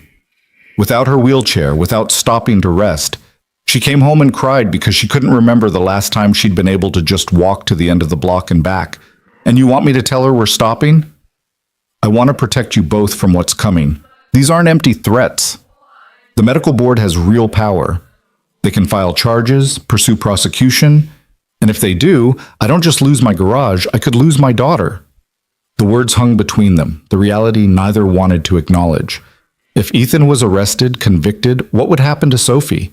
His parents were gone. He had no siblings except Danny, who was dead. No support system that could take care of a 7-year-old while her father dealt with legal consequences. "I have a lawyer looking into it," Marianne said. "She thinks we have a defense. You didn't perform a medical procedure. You made a mechanical adjustment to a device. It's closer to repairing a wheelchair than practicing medicine." Does she think that argument will work? She thinks it might. If we can show that the modification improved Lily's quality of life without causing harm, if we have documentation from Dr. Mendez supporting this biomechanical rationale, we might be able to argue this falls outside the medical board's jurisdiction. And if we can't? Marianne was quiet for a long moment. Then we fight anyway. Because the alternative is watching my daughter go back to being in pain every moment of every day, and I won't do that. I can't. Ethan understood. He'd made the same calculation with Danny, pushing forward with treatments and therapies that might not work because doing nothing was unbearable. The difference was that with Danny, he'd been fighting a battle that was already lost. With Lily, there was still hope. "Okay," he said. "We keep going, but carefully. Everything documented, everything by the book as much as possible." "There's something else," Marianne said, and her tone shifted slightly. "I want to go public with this, not just fight the legal battle quietly, but actually tell people what happened, how a mechanic in a garage succeeded where 17 specialists failed. Make it harder for them to sweep this under the rug." "That's a terrible idea," Ethan said immediately. "The moment this becomes public, we'll have media attention, scrutiny, people picking apart everything we've done. It'll make the legal situation worse. Or it'll make it harder for them to prosecute without looking like they're punishing someone for helping a disabled girl walk. Public opinion matters, Ethan, even to bureaucrats. It also invites criticism. There will be doctors lining up to explain why what I did was dangerous, why I got lucky, why this can't be replicated. Do you really want to subject Lily to that? I want my daughter to be able to walk without spending the rest of her life wondering when someone's going to take that away from her. If going public helps protect that, then yes, I want to do it." Ethan closed his eyes, trying to imagine what media attention would look like. Reporters showing up at his garage, cameras filming Sophie going to school, his entire life dissected by strangers who'd reduce everything to a feel-good story or a cautionary tale depending on their editorial slant. "Let me think about it," he said finally. "Don't think too long. My lawyer says the medical board is moving fast. If we're going to control the narrative, we need to get ahead of it." After they hung up, Ethan sat in the silence of his garage and tried to figure out how his life had reached this point. 2 months ago, he'd been nobody. A mechanic barely scraping by. A single father trying to raise his daughter. A man with impossible dreams and a notebook full of sketches that would never become real. Now he was potentially facing criminal charges for the crime of noticing something doctors had missed. It would have been funny if it wasn't terrifying. That evening, Sophie asked the question he'd been dreading. Dad, why was that man here today? The one who gave you the envelope? They were eating dinner, spaghetti with sauce from a jar, the same meal they'd had 3 times that week because it was cheap and Sophie didn't complain. Ethan set down his fork and tried to figure out how to explain legal threats to a 7-year-old. He was delivering some papers about my work with Lily. Are you in trouble? Her voice was small, frightened in a way that made Ethan want to find whoever had sent those letters and make them understand what their bureaucratic decisions meant to a little girl who'd already lost her mother and her uncle. Some people think I shouldn't be helping Lily because I'm not a doctor. They're worried I might make a mistake. But you didn't make a mistake. You made her better. I know, sweetheart, but sometimes the rules are more important to people than the results. Sophie processed this with the seriousness she brought to everything. Are they going to make you stop helping her? They're going to try. That's not fair. No, Ethan agreed. It's not fair. She pushed spaghetti around on her plate, and Ethan could see her mind working through implications that a child shouldn't have to consider. If you get in big trouble, what happens to me? The question hit him like a physical blow. This was what kept him up at night, the fear that lived beneath all his other fears. Not what would happen to him, but what would happen to Sophie if he couldn't take care of her. That's not going to happen, he said, trying to sound certain. I promise. But they both knew he couldn't promise that. Not really. Promises were what you made when you had control over outcomes, and Ethan was rapidly losing control over anything. The next morning brought another complication. Ethan was opening the garage when a sedan pulled up, not the Mercedes, but a Honda Accord that had seen better days. A man in his 50s got out, moving with the careful deliberation of someone managing chronic pain. Are you Ethan Hale? He asked. Yes. I'm Robert Chen. I heard you helped a girl with her leg brace. I was wondering if you could look at mine. Ethan felt ice settle in his stomach. I'm sorry, I can't help you. Please. I've been wearing this thing for 3 years, and it's killing me. My doctor keeps adjusting it, but nothing helps. If you could just take a look. I can't, Ethan said firmly. I'm not a medical professional. What I did for Lily was a one-time thing, and I'm actually being investigated for it right now. Robert's face fell. Oh, I didn't know. I just thought, I heard she was walking now, and I hoped, I'm sorry. I really am. But I can't help you. The man nodded slowly and got back in his car. Ethan watched him drive away and felt sick. How many people like Robert were out there? How many people were suffering with improperly fitted braces, with devices that helped one problem while creating others, with pain that doctors dismissed as inevitable? And how many of them had heard about Lily and were desperate enough to seek help from a mechanic in a garage? By noon, 3 more people had shown up. An elderly woman with a back brace, a teenage boy with a foot orthotic, a middle-aged man with a knee device similar to Lily's. Ethan turned them all away, explaining each time that he couldn't help, that he wasn't qualified, that he was facing legal action for the one case he'd taken on. Their disappointment was crushing. Dr. Mendez called that afternoon. I've been contacted by the medical board, she said without preamble. They want to interview me about my involvement with Lily's case. What are you going to tell them?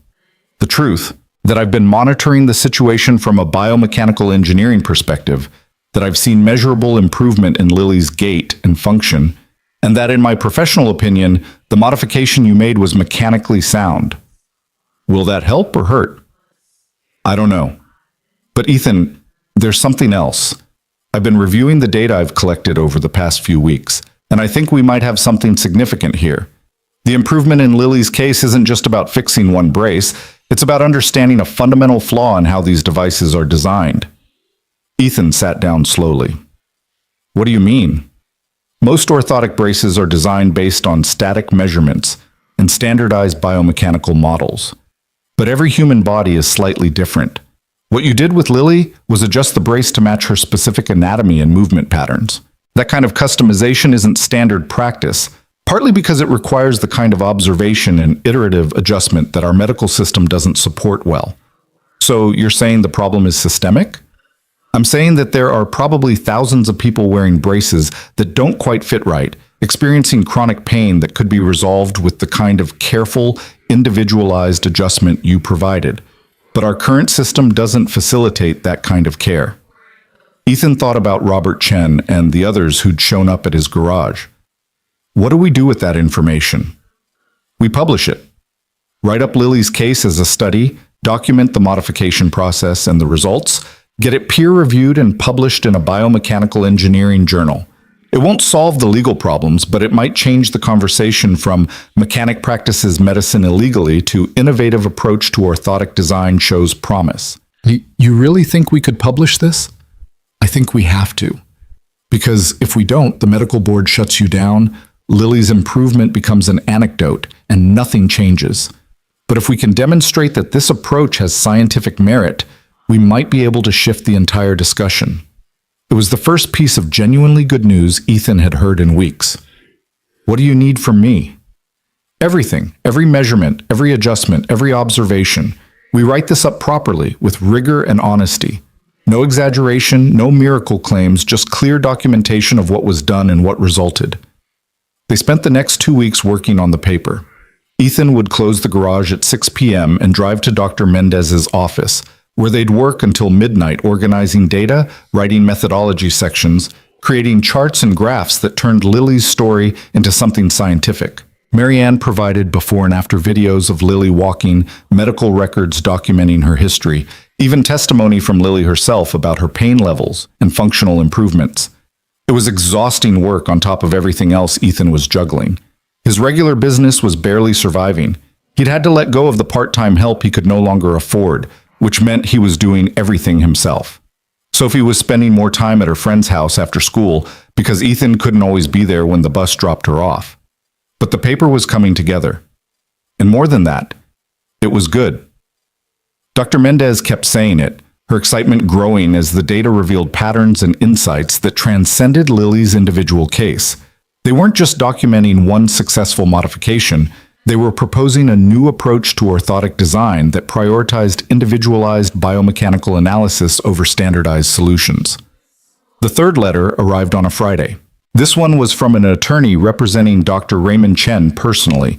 It accused Ethan of damaging proprietary medical equipment, claimed that any improvements Lily experienced were coincidental and unsustainable, and demanded compensation for the $47,000 brace that had been vandalized. Ethan showed the letter to Marianne's lawyer, a sharp woman named Rebecca Torres, who'd been handling the medical board correspondence. "This is interesting," Rebecca said, studying the document. "Chen is going after you personally, separate from the medical board action. That suggests he's worried about something." "Worried about what?" "He's a Stanford-trained specialist with decades of experience. I'm nobody. You're the person who proved his $47,000 brace was wrong. That's not nothing. If word gets out that a mechanic fixed what he couldn't, it damages his reputation. Maybe damages it enough that other patients start questioning his work." "So this is about protecting his image? This is about protecting his business." Chen consults on orthotic design, testifies in malpractice cases, has lucrative contracts with medical device manufacturers. If your approach proves superior to his, it threatens all of that. Ethan felt anger rising, hot and sharp. "So because I might make him look bad, he's trying to destroy me?" "Welcome to how the world works when you threaten established interests," Rebecca said dryly. "The good news is that his personal lawsuit might actually help us with the medical board. It demonstrates that at least some of the opposition to what you did is motivated by professional rivalry rather than legitimate safety concerns." "What's the bad news?" "The bad news is that we're now fighting a two-front war. The medical board on one side, Chen's personal legal action on the other. Both are expensive to defend against, and both carry serious consequences if we lose." "How expensive?" Rebecca named a figure that made Ethan's vision blur. There was no way he could afford that. Even with Marianne's offer to pay him as a consultant, even if he worked every hour he was awake, he couldn't come close to covering legal fees at that level. "Marianne said she'd help," he said quietly. "And she will. But Ethan, you need to understand something. This is going to get worse before it gets better.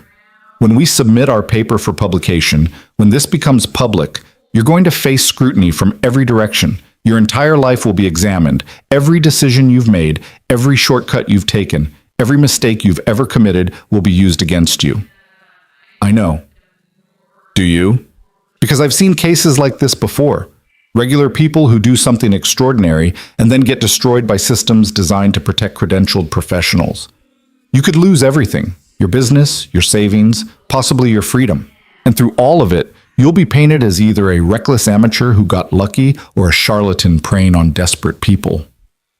I helped someone, Ethan said, his voice hard. That's all I did.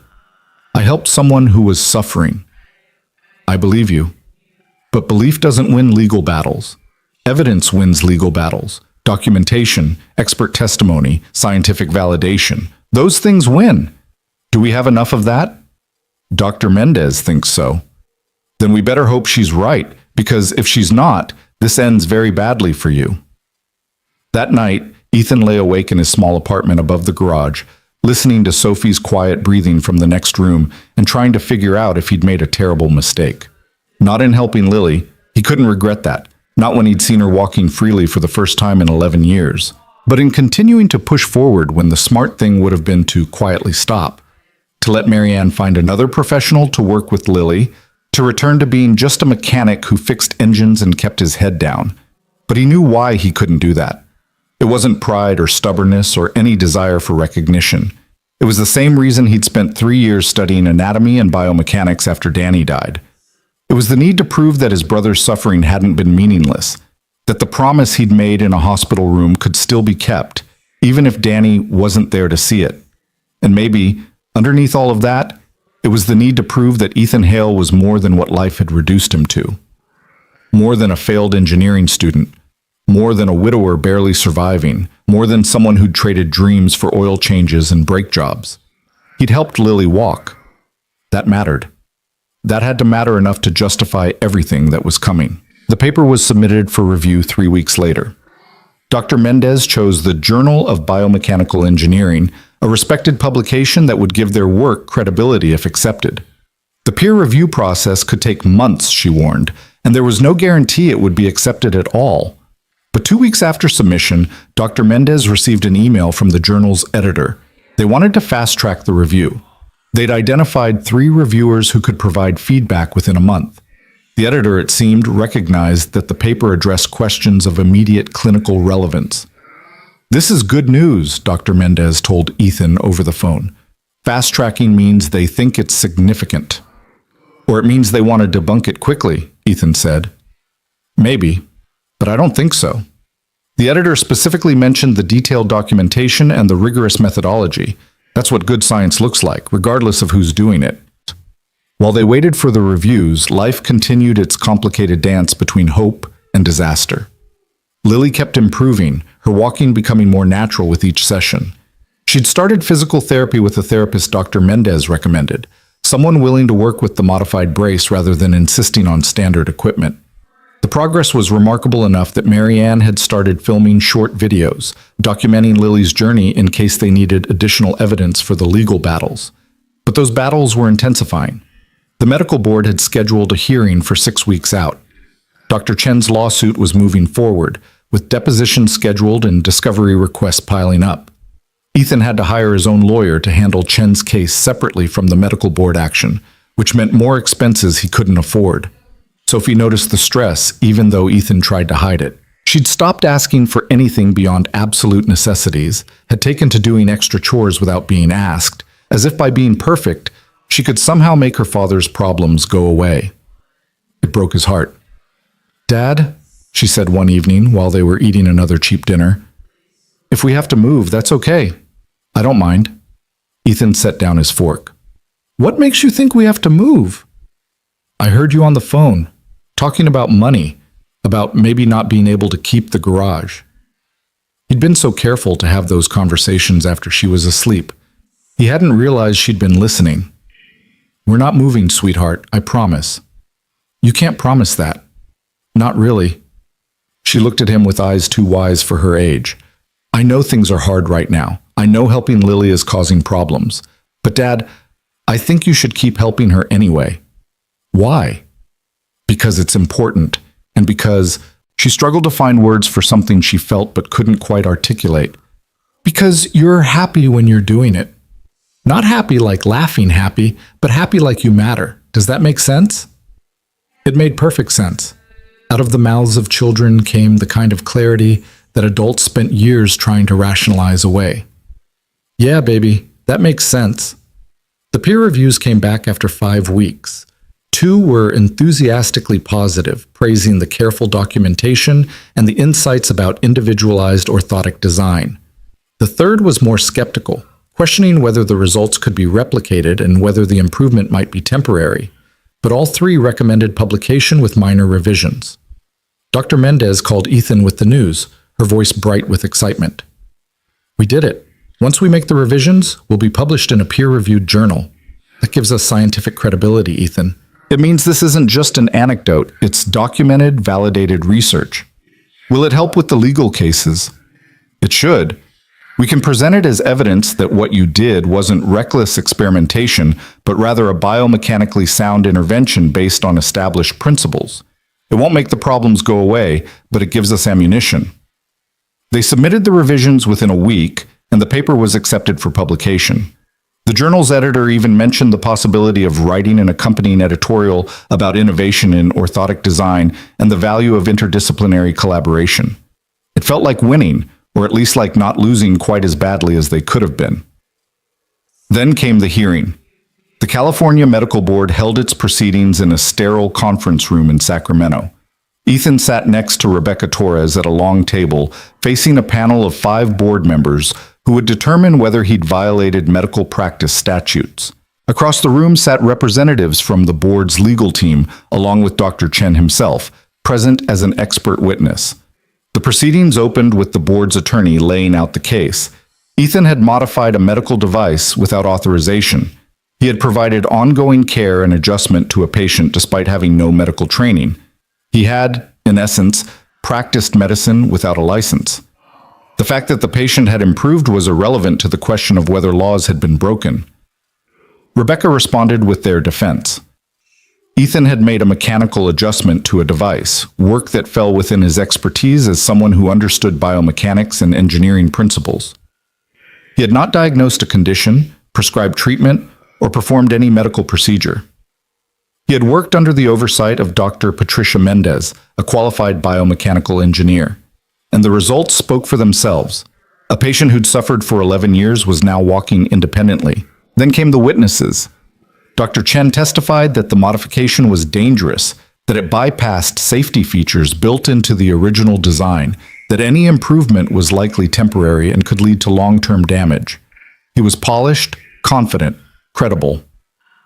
Dr. Mendez countered by walking through the biomechanical analysis, showing with data and measurements exactly why the modification had worked. She presented their soon-to-be-published paper as evidence of scientific rigor. She was equally polished, equally confident, equally credible. Finally, Lily testified. Marianne had fought to allow it, arguing that the person most affected by these proceedings deserved to be heard. Lily rolled into the hearing room in her wheelchair. She'd chosen to use it for the proceedings, though she could walk now, and spoke in a clear, steady voice about what her life had been like before Ethan's modification and what it was like now. I was in pain every single day, she said. Every moment.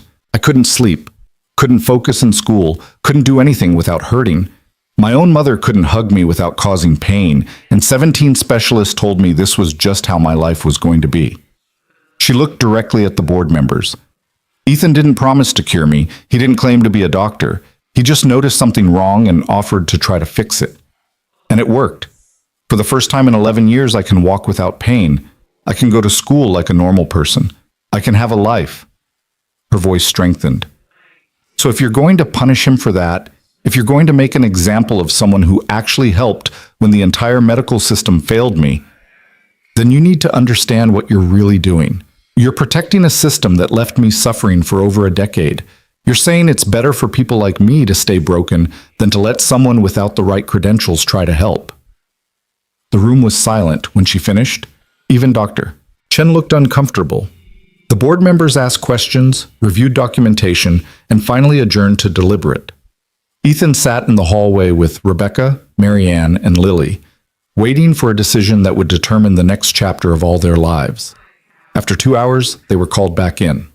The board chair, a woman in her 60s with gray hair and sharp eyes, read from a prepared statement. The board had carefully considered the evidence and testimony. They acknowledged that Mr. Hale's intentions appeared to be genuine and that the patient had experienced positive outcomes. However, the modification of medical devices and provision of ongoing care fell into a regulatory gray area that raised legitimate concerns about patient safety and professional boundaries. Ethan's heart sank. Here it came. The punishment, the fines, possibly criminal referral. But the chair continued. Given the unique circumstances of this case, including the oversight provided by Dr. Mendez and the documented positive outcomes, the board had decided not to pursue enforcement action at this time. However, Mr. Hale was formally cautioned against engaging in similar activities in the future without appropriate medical supervision and professional collaboration. It took a moment for the words to sink in. They weren't prosecuting him. They were letting him go with a warning. Rebecca squeezed his arm. "We won," she whispered. Not quite won, Ethan thought. More like survived. But survival counted for something.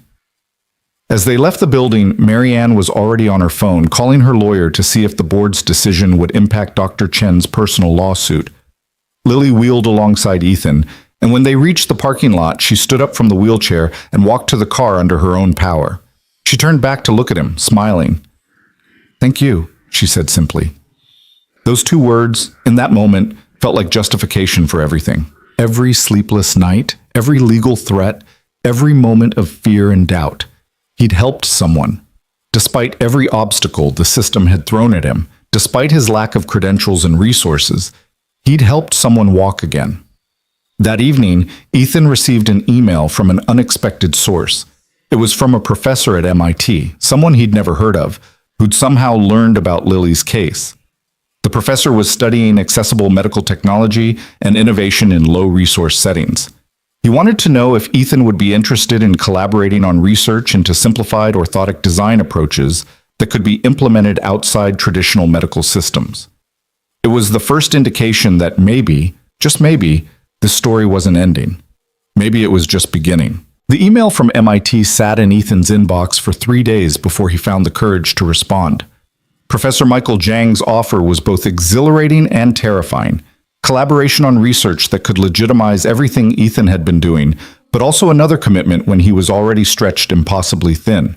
His garage was hemorrhaging money, Dr. Chen's lawsuit was still pending despite the medical board's decision, and Sophie needed a father who was present, not perpetually distracted by responsibilities that multiplied faster than he could handle them. But the email represented something Ethan hadn't dared to hope for. Validation. Not from bureaucrats issuing warnings or lawyers negotiating settlements, but from someone in the academic world who saw potential in what he'd accomplished, someone who thought a mechanic's insights might actually matter. He finally replied on a Thursday evening after Sophie had gone to bed, his response cautious but honest. He explained his situation, his lack of formal credentials, the legal complications that still shadowed everything he did. He expected Professor Zhang to politely withdraw the offer once confronted with the messy reality of Ethan's circumstances. The response came within an hour. "Mr. Hale, I don't care about credentials. I care about results and innovative thinking. The medical establishment has become so specialized and siloed that we often miss simple solutions because we're too focused on complex ones.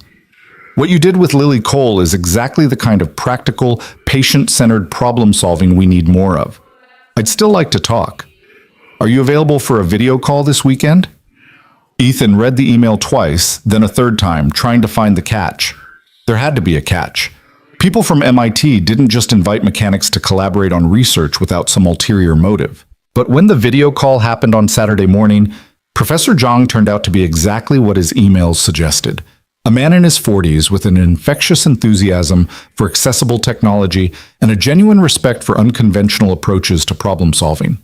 He'd read the paper Ethan and Dr. Mendez had published, had watched videos of Lily walking, and had questions that demonstrated he understood the biomechanical principles involved. "The brilliant thing about your modification," Zhang said, gesturing enthusiastically at something off-screen, is that it's reproducible with basic tools and materials.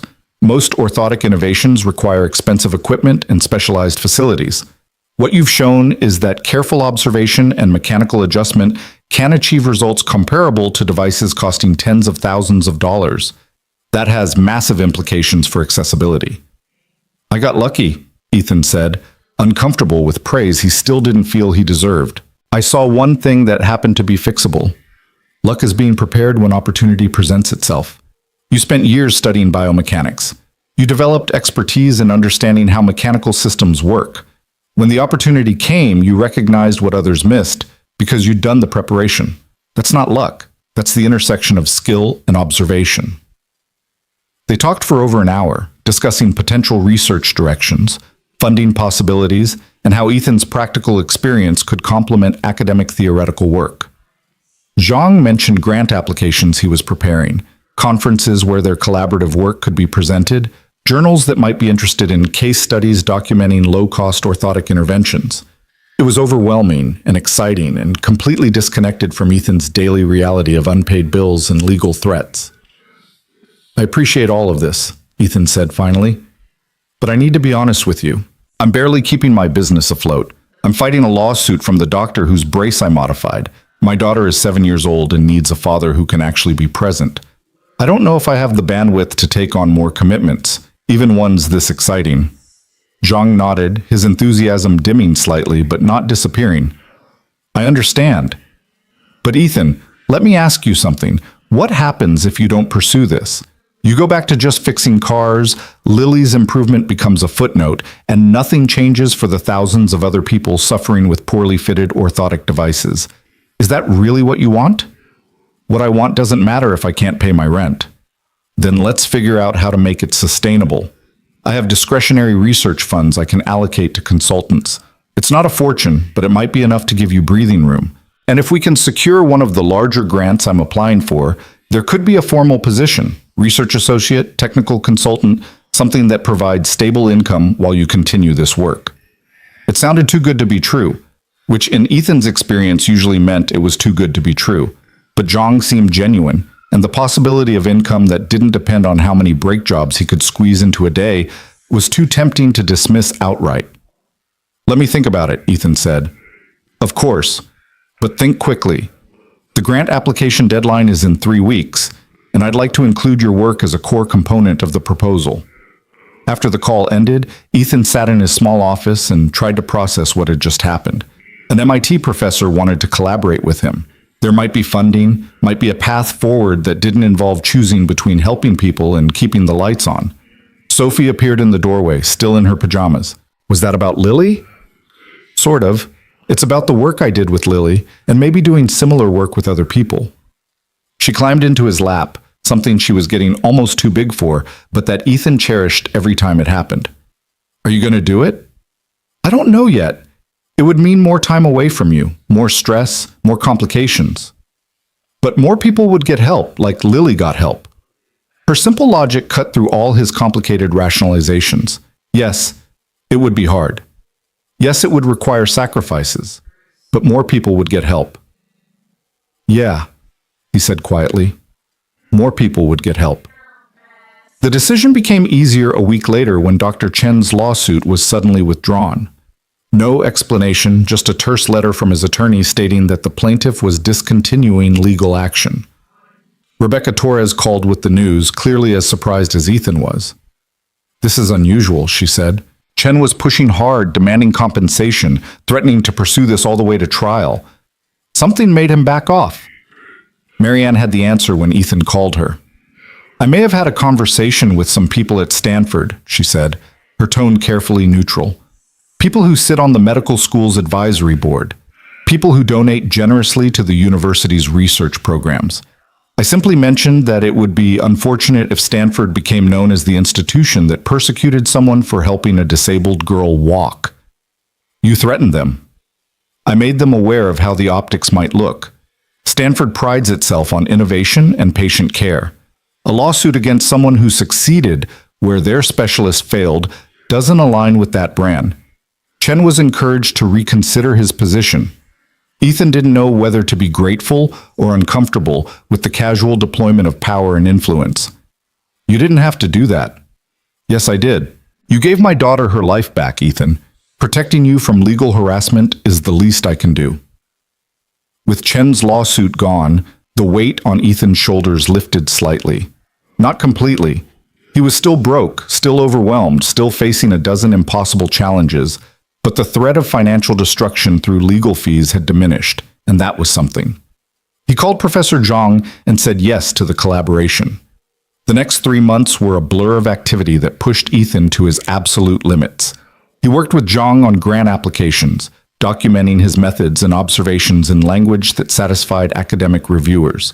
He continued seeing Lily twice a week, fine-tuning her brace as her strength and confidence grew. He took on a few other patients, carefully, with Dr. Mendez's oversight and proper documentation, people who'd heard about Lily and were desperate enough to try an unconventional approach. There was Marcus, a veteran whose prosthetic knee had never quite fit right, causing pain that VA doctors attributed to phantom limb syndrome. Ethan adjusted the alignment of the socket and the positioning of the knee joint, changes that took 4 sessions and resulted in Marcus walking without a limp for the first time in 3 years. There was Elena, a teenager with cerebral palsy whose ankle brace restricted movement so severely that she'd developed chronic hip pain. Ethan modified the brace to allow more natural articulation while maintaining the support her ankle needed, and within weeks her hip pain had decreased by half. Each case was different. Each required careful observation and iterative adjustment, and each added to the growing body of evidence that there was something systematic about what Ethan was doing. It wasn't magic or luck. It was careful biomechanical analysis applied to individual patients rather than standardized models.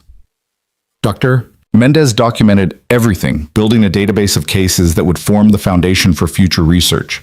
And slowly, grudgingly, other professionals began to take notice. A physical therapist in San Diego started referring patients to Ethan. An orthopedic surgeon at Scripps, younger and less invested in defending established practices than Dr. Morrison, asked to observe Ethan's work and came away impressed. The tide was turning, but it was slow and exhausting and required Ethan to be everything to everyone. He was father to Sophie, mechanic to his remaining customers, biomechanical consultant to patients, research collaborator to Professor Zhang, and increasingly, the face of an unconventional approach that challenged how orthotic care was traditionally delivered. Sophie bore the brunt of his divided attention. She was patient, uncomplaining, too mature for her age in ways that made Ethan ache with guilt. Her teachers mentioned that she seemed tired in class.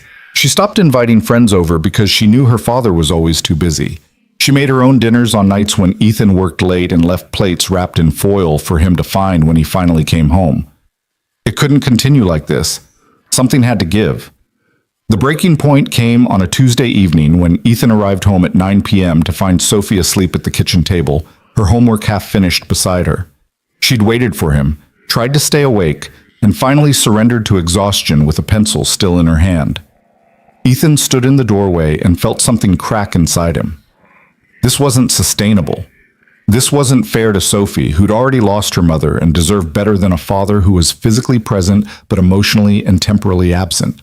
He carried Sophie to bed, tucked her in, and sat in the dark kitchen trying to figure out how to be everything he needed to be. The answer, he finally acknowledged, was that he couldn't. Not alone. The next morning he called Marianne. "I need help," he said without preamble. "Not money. Help. I can't do all of this by myself anymore." "What do you need?" "I don't even know. Someone to help run the garage so I can focus on the orthotic work. Someone to help with Sophie when I'm working late. Someone to handle the administrative stuff that's drowning me. I can't keep all these plates spinning." Marianne was quiet for a moment. "Let me make some calls." Within a week, she'd found solutions Ethan would never have been able to arrange himself. A retired mechanic named Frank, the same Frank who'd originally trained Ethan, agreed to come back part-time to help with the garage work. Marianne hired an administrative assistant who could handle scheduling, documentation, and the endless paperwork that came with the orthotic consultations. She even arranged for Sophie to attend an after-school program at the community center, one with homework help and activities that meant Sophie wasn't sitting alone waiting for her father. "This is too much," Ethan protested when Marianne showed him the arrangement she'd made. "This is what's necessary," she corrected.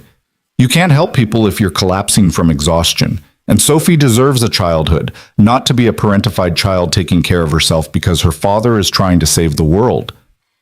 The changes made an immediate difference. With Frank handling routine auto repairs, Ethan could focus on the orthotic work without feeling like he was neglecting his business. With administrative support, he wasn't drowning in paperwork and scheduling conflicts. And with Sophie in a program where she was engaged and supervised, Ethan didn't spend every moment worrying about whether she was okay. For the first time in months, Ethan could breathe. Professor Zhang's grant application was successful. The NIH awarded funding for a 3-year study on accessible orthotic interventions, with Ethan named as a research consultant at a salary that, while modest by academic standards, was more stable income than he'd had in years. The grant included funding for equipment, materials, and overhead that would allow Ethan to formalize his work without depending on charity or burning through savings he didn't have. The news came on a Friday afternoon. Ethan read the award letter 3 times, then called Sophie at the community center. "Sweetheart, we're going to be okay," he said when she answered. "I know, Dad. We were always going to be okay." Her absolute faith in him was humbling and heartbreaking in equal measure. That evening, Ethan took Sophie out for dinner at a real restaurant. Not fast food, but an actual sit-down place with menus and waiters. It was a small celebration, but it felt monumental, a marker of having survived the worst and emerged into something that might actually be sustainable. "Dad," Sophie said over her spaghetti and meatballs, "I'm proud of you." "Yeah?" "Yeah. You helped a lot of people, and you didn't give up even when things were really hard." Ethan reached across the table and took her hand. "I couldn't have done any of it without you, you know. You were so strong through all of this. I learned from you." The simplicity of that statement, the matter-of-fact way she said it, made Ethan's eyes sting. He'd been so worried about failing her, about being an inadequate parent, about not providing the stable, comfortable childhood she deserved. But maybe what she needed wasn't perfection. Maybe what she needed was to see her father trying, struggling, persisting through difficulty because it mattered. Maybe that was enough. 8 months after the medical board hearing, Ethan stood in a converted warehouse space that had once been a furniture store. The building sat 3 blocks from his garage, close enough to walk, but separate enough to establish clear boundaries between his automotive work and his orthotic consultations. Grant money had funded the renovation, transforming empty space into a modest rehabilitation center with proper examination areas, equipment for gait analysis, and a workshop where Ethan could fabricate and modify braces. The sign outside read, "Hale Biomechanics Center." It felt presumptuous every time Ethan saw it, but Dr. Mendez had insisted. "You need to own what you've built," she'd said. "Stop apologizing for having expertise." Lily was there for the informal opening, walking through the space with the easy confidence of someone who'd forgotten what it felt like to move through the world in pain. She'd started her senior year of high school, was applying to colleges, was living the normal teenage life that had been stolen from her at age 6. "This is amazing," she said, examining the gait analysis equipment. "You're going to help so many people here." "We'll try," Ethan said. "No promises, no guarantees, just careful work and honest effort." "That's all anyone can ask." Marianne stood nearby, watching her daughter move freely through the space, and Ethan saw tears gathering in her eyes. She caught him looking and smiled. "I keep waiting for this to feel real," she said quietly. "For almost 12 years, pain was just Lily's reality, and now it's not. I still can't quite believe it." "Believe it?" Ethan said. She did the hard work, the walking, the physical therapy, the persistence even when progress was slow. All I did was adjust some metal. You did more than that. You saw what needed to be seen. You cared enough to try when everyone else had given up. That matters more than you know. The center officially opened the following week. Ethan had 4 patients scheduled for that first day, all referrals from Dr. Mendez or the handful of medical professionals who'd become supporters of his work. He approached each case with the same careful methodology he'd developed with Lily. Observe, measure, analyze, adjust, reassess. Nothing dramatic, nothing miraculous, just patient attention to the relationship between devices and the bodies they were meant to serve. Not everyone improved. Some conditions were beyond what mechanical adjustment could address. Some patients had structural damage or neurological issues that no brace modification could resolve. Ethan learned to recognize the limits of his approach, to refer people to appropriate medical specialists when their needs exceeded what he could provide.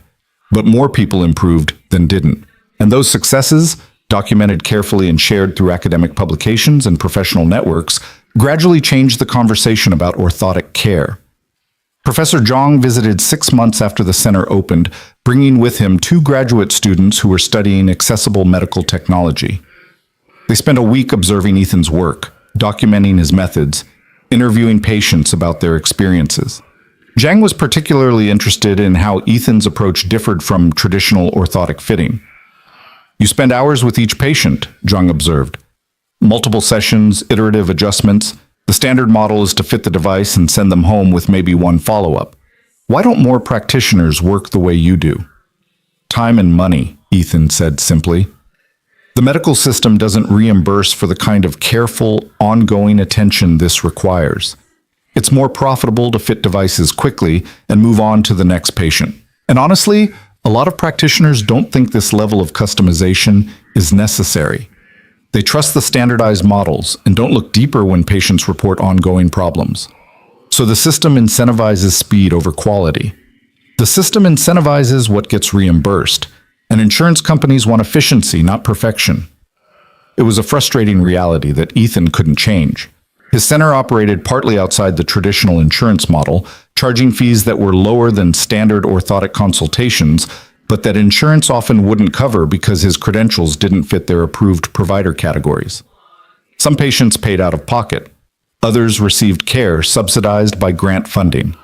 It wasn't a sustainable long-term model, but it worked for now. The research continued. Ethan and Dr. Mendez published 3 more papers documenting their approach and outcomes. They presented at conferences, gave workshops teaching other practitioners their methods, and slowly built a network of professionals who believed that orthotic care could be better than it was. There was resistance, of course. Established manufacturers didn't appreciate suggestions that their expensive devices needed modification. Some medical professionals viewed Ethan as a threat or a fraud, someone without credentials pretending to expertise he didn't have. The criticism stung, but Ethan had learned to focus on results rather than recognition. Sophie turned 8, then 9. She was thriving in school, making friends, living the stable childhood that Ethan had worried he couldn't provide. She still helped in the garage sometimes, still watched her father work with patients, and asked questions about biomechanics and anatomy. Ethan wondered sometimes if she'd follow him into this work, if his unconventional path might inspire her own. But mostly, he just wanted her to be happy, to have choices he'd never had, to build whatever life made sense for her. A year after the center opened, Ethan received a call from a woman named Dr. Sarah Mitchell. She was an orthopedic surgeon at Children's Hospital Los Angeles, and she'd heard about his work through Dr. Mendez. "I have a patient," she said, "a 9-year-old boy with a complex lower limb deformity. We've done multiple surgeries, tried every standard orthotic intervention, and he's still in significant pain. I know this is unusual, but would you be willing to consult?" "Of course. Send me his records and we'll see if there's anything I can contribute." The boy's name was James, and his case was heartbreaking. Multiple congenital abnormalities had resulted in legs that didn't quite work right, surgeries that had improved function but hadn't eliminated pain, and a childhood defined by hospitals and procedures and limitations. His parents were exhausted, running out of hope, much like Marianne had been when she first brought Lily to Ethan's garage. Ethan studied the records, consulted with Dr. Mendez, and agreed to see James. The first session was mostly observation, watching how he moved, understanding how his current braces were helping and hurting, taking careful measurements of joint angles and force distribution. The second session, Ethan made a small adjustment. Just one, a modification to how the ankle brace connected to the knee support. James walked across the room, stopped, looked at his mother with wide eyes. "It doesn't pinch," he said. Such a small thing. It doesn't pinch. But for a 9-year-old who'd been pinched and prodded and hurt by medical interventions his entire life, it was everything. Over the next 3 months, Ethan worked with James the way he'd worked with Lily, carefully, incrementally, always asking for feedback, always willing to reverse course if something didn't help. Dr. Mitchell observed some of the sessions, asking questions, trying to understand what Ethan was seeing that multiple surgeons had missed. "You're not just looking at the anatomy," she said during one session. "You're looking at how the anatomy interacts with the device in motion. We tend to evaluate things statically, take measurements when the patient is standing still, fit the brace based on those measurements. But you're analyzing the dynamic relationship. Things work differently when they're moving," Ethan said. "A joint that looks aligned when someone's standing might be completely out of alignment when they're walking. The brace needs to accommodate that motion, not restrict it." It seemed obvious to him, but Dr. Mitchell shook her head in wonder. "We've been trained to think in static terms: X-rays, CT scans, measurements taken with patients lying down or standing still. Your entire approach is based on observation during movement. That's a completely different paradigm." James improved. Not as dramatically as Lily had. His structural issues were more complex, but enough that his pain decreased significantly and his mobility increased. His parents cried when he ran across the hospital hallway during a follow-up appointment, something he hadn't been able to do without falling in over a year. Dr. Mitchell became an advocate, referring other patients and speaking about Ethan's work at professional conferences. She was credentialed, respected, impossible to dismiss as a charlatan or enthusiast. Her endorsement opened doors that would have remained closed to Ethan alone. More patients came. More practitioners reached out. The center expanded, adding staff, a physical therapist who specialized in working with modified orthotic devices, an administrative coordinator who could handle the increasing complexity of scheduling and documentation. Dr. Mendez took a partial sabbatical from teaching to work more closely with the center, turning their collaboration into something that resembled a true research partnership. Ethan hired carefully, looking for people who understood that this work was about patients first and professional ego second. People who were comfortable with uncertainty, willing to admit when they didn't know something, committed to careful observation rather than defaulting to standard protocols. It was 2 years after the center's opening when Ethan received a letter that made him sit down in shock. It was from the California Medical Board, the same organization that had investigated him, threatened prosecution, forced him to defend his right to help people. But this letter wasn't a threat. It was an invitation. The board was convening a task force to examine orthotic device regulations and best practices. They were looking for diverse perspectives, including practitioners with unconventional approaches. Would Ethan be willing to serve on the task force? He called Rebecca Torres, still half expecting this to be some kind of trap. "It's legitimate," she confirmed after reviewing the letter. "They want your input, probably because your work has gained enough credibility that ignoring you would look worse than including you. Should I do it? Do you want to shape the regulations that govern this field, or do you want to keep operating in the margins?" When she put it that way, the answer was obvious. Ethan joined the task force, attending quarterly meetings in Sacramento where he sat alongside orthopedic surgeons, biomedical engineers, medical device manufacturers, and patient advocates. It was strange being in rooms with people who'd once viewed him as a threat, discussing policy and standards and best practices. But Ethan discovered that he had something valuable to contribute. His perspective was different, grounded in practical observation rather than theoretical models, focused on individual patient outcomes rather than standardized protocols. He pushed for regulations that would allow more individualized approaches, that would recognize expertise developed through practice and observation, even when it didn't come with traditional credentials. Not everyone agreed with him. There were heated debates, philosophical disagreements about the balance between safety and innovation, between protecting patients and protecting professional boundaries. But the conversations were happening, and that mattered. Sophie was 11 when Ethan took her to the beach for the first time in months. They'd been so busy, him with the center and the task force, her with school and soccer and the science club she'd joined, that they'd neglected the simple pleasure of being together without purpose or agenda. They walked along the shore, Sophie running ahead to examine tide pools, while Ethan followed at a slower pace. The sun was setting, painting the sky in shades of orange and gold, and for the first time in years, Ethan felt something like peace. His phone buzzed. A text from Marianne with a video attachment. He opened it and saw Lily walking across a college campus, books under her arm, laughing with friends as they headed toward a building. She was a freshman at UC San Diego now, studying biomedical engineering, determined to understand the science behind what had given her life back. The video ended with Lily turning toward the camera, giving a thumbs up and a smile that radiated joy. Ethan watched it twice, then put his phone away and looked at his daughter, who was calling him over to see a starfish she'd found. This was what mattered, not the awards or recognition or professional validation that had started to accumulate. Not the papers published or the task force meetings or the expanding reputation of the center. Those things were good. They enabled the work to continue, but they weren't the point.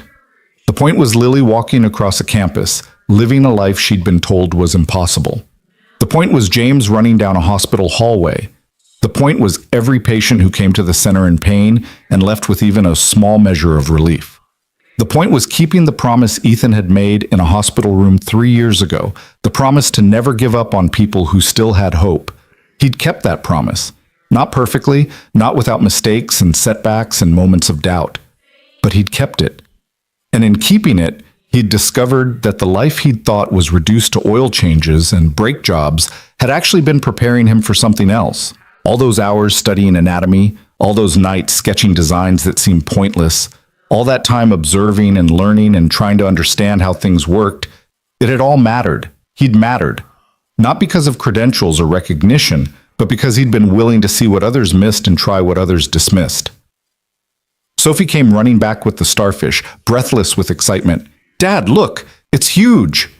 Ethan examined the starfish with appropriate seriousness, then helped her return it to the tide pool where it belonged. They walked further down the beach, hand in hand, as the sun dipped below the horizon and the first stars appeared in the darkening sky. Behind them, the city lights were starting to glow. Somewhere in that sprawl was the garage where this had all started, where a luxury car had broken down and brought Marianne and Lily Cole into Ethan's life. Somewhere was the center where patients came seeking help and usually found at least some measure of it. Somewhere was Sophie's school, the task force offices in Sacramento, the hospital where James and other children were learning to move without pain. It was a complicated, messy, imperfect constellation of interconnected lives and choices. But it was real. It was meaningful. It was proof that ordinary people could do extraordinary things when they paid attention and cared enough to try. "Dad?" Sophie asked, looking up at him in the fading light. "Yeah, sweetheart? Do you think you'll always do this? Help people with their braces?" Ethan considered the question. A year ago, he would have said he didn't know, that the future was too uncertain to predict. But now, with the center established and the work continuing and the promise kept over and over with each new patient, he could answer honestly. "As long as there are people who need help, and I have something to offer, yeah, I think I will." Sophie nodded, satisfied. "Good. Because you're really good at it." They stood together at the water's edge, watching waves roll in and retreat in their eternal rhythm. The ocean was dark now, mysterious and vast, but the shore beneath their feet was solid. Known. Home. Ethan thought about Lily, walking freely across her college campus.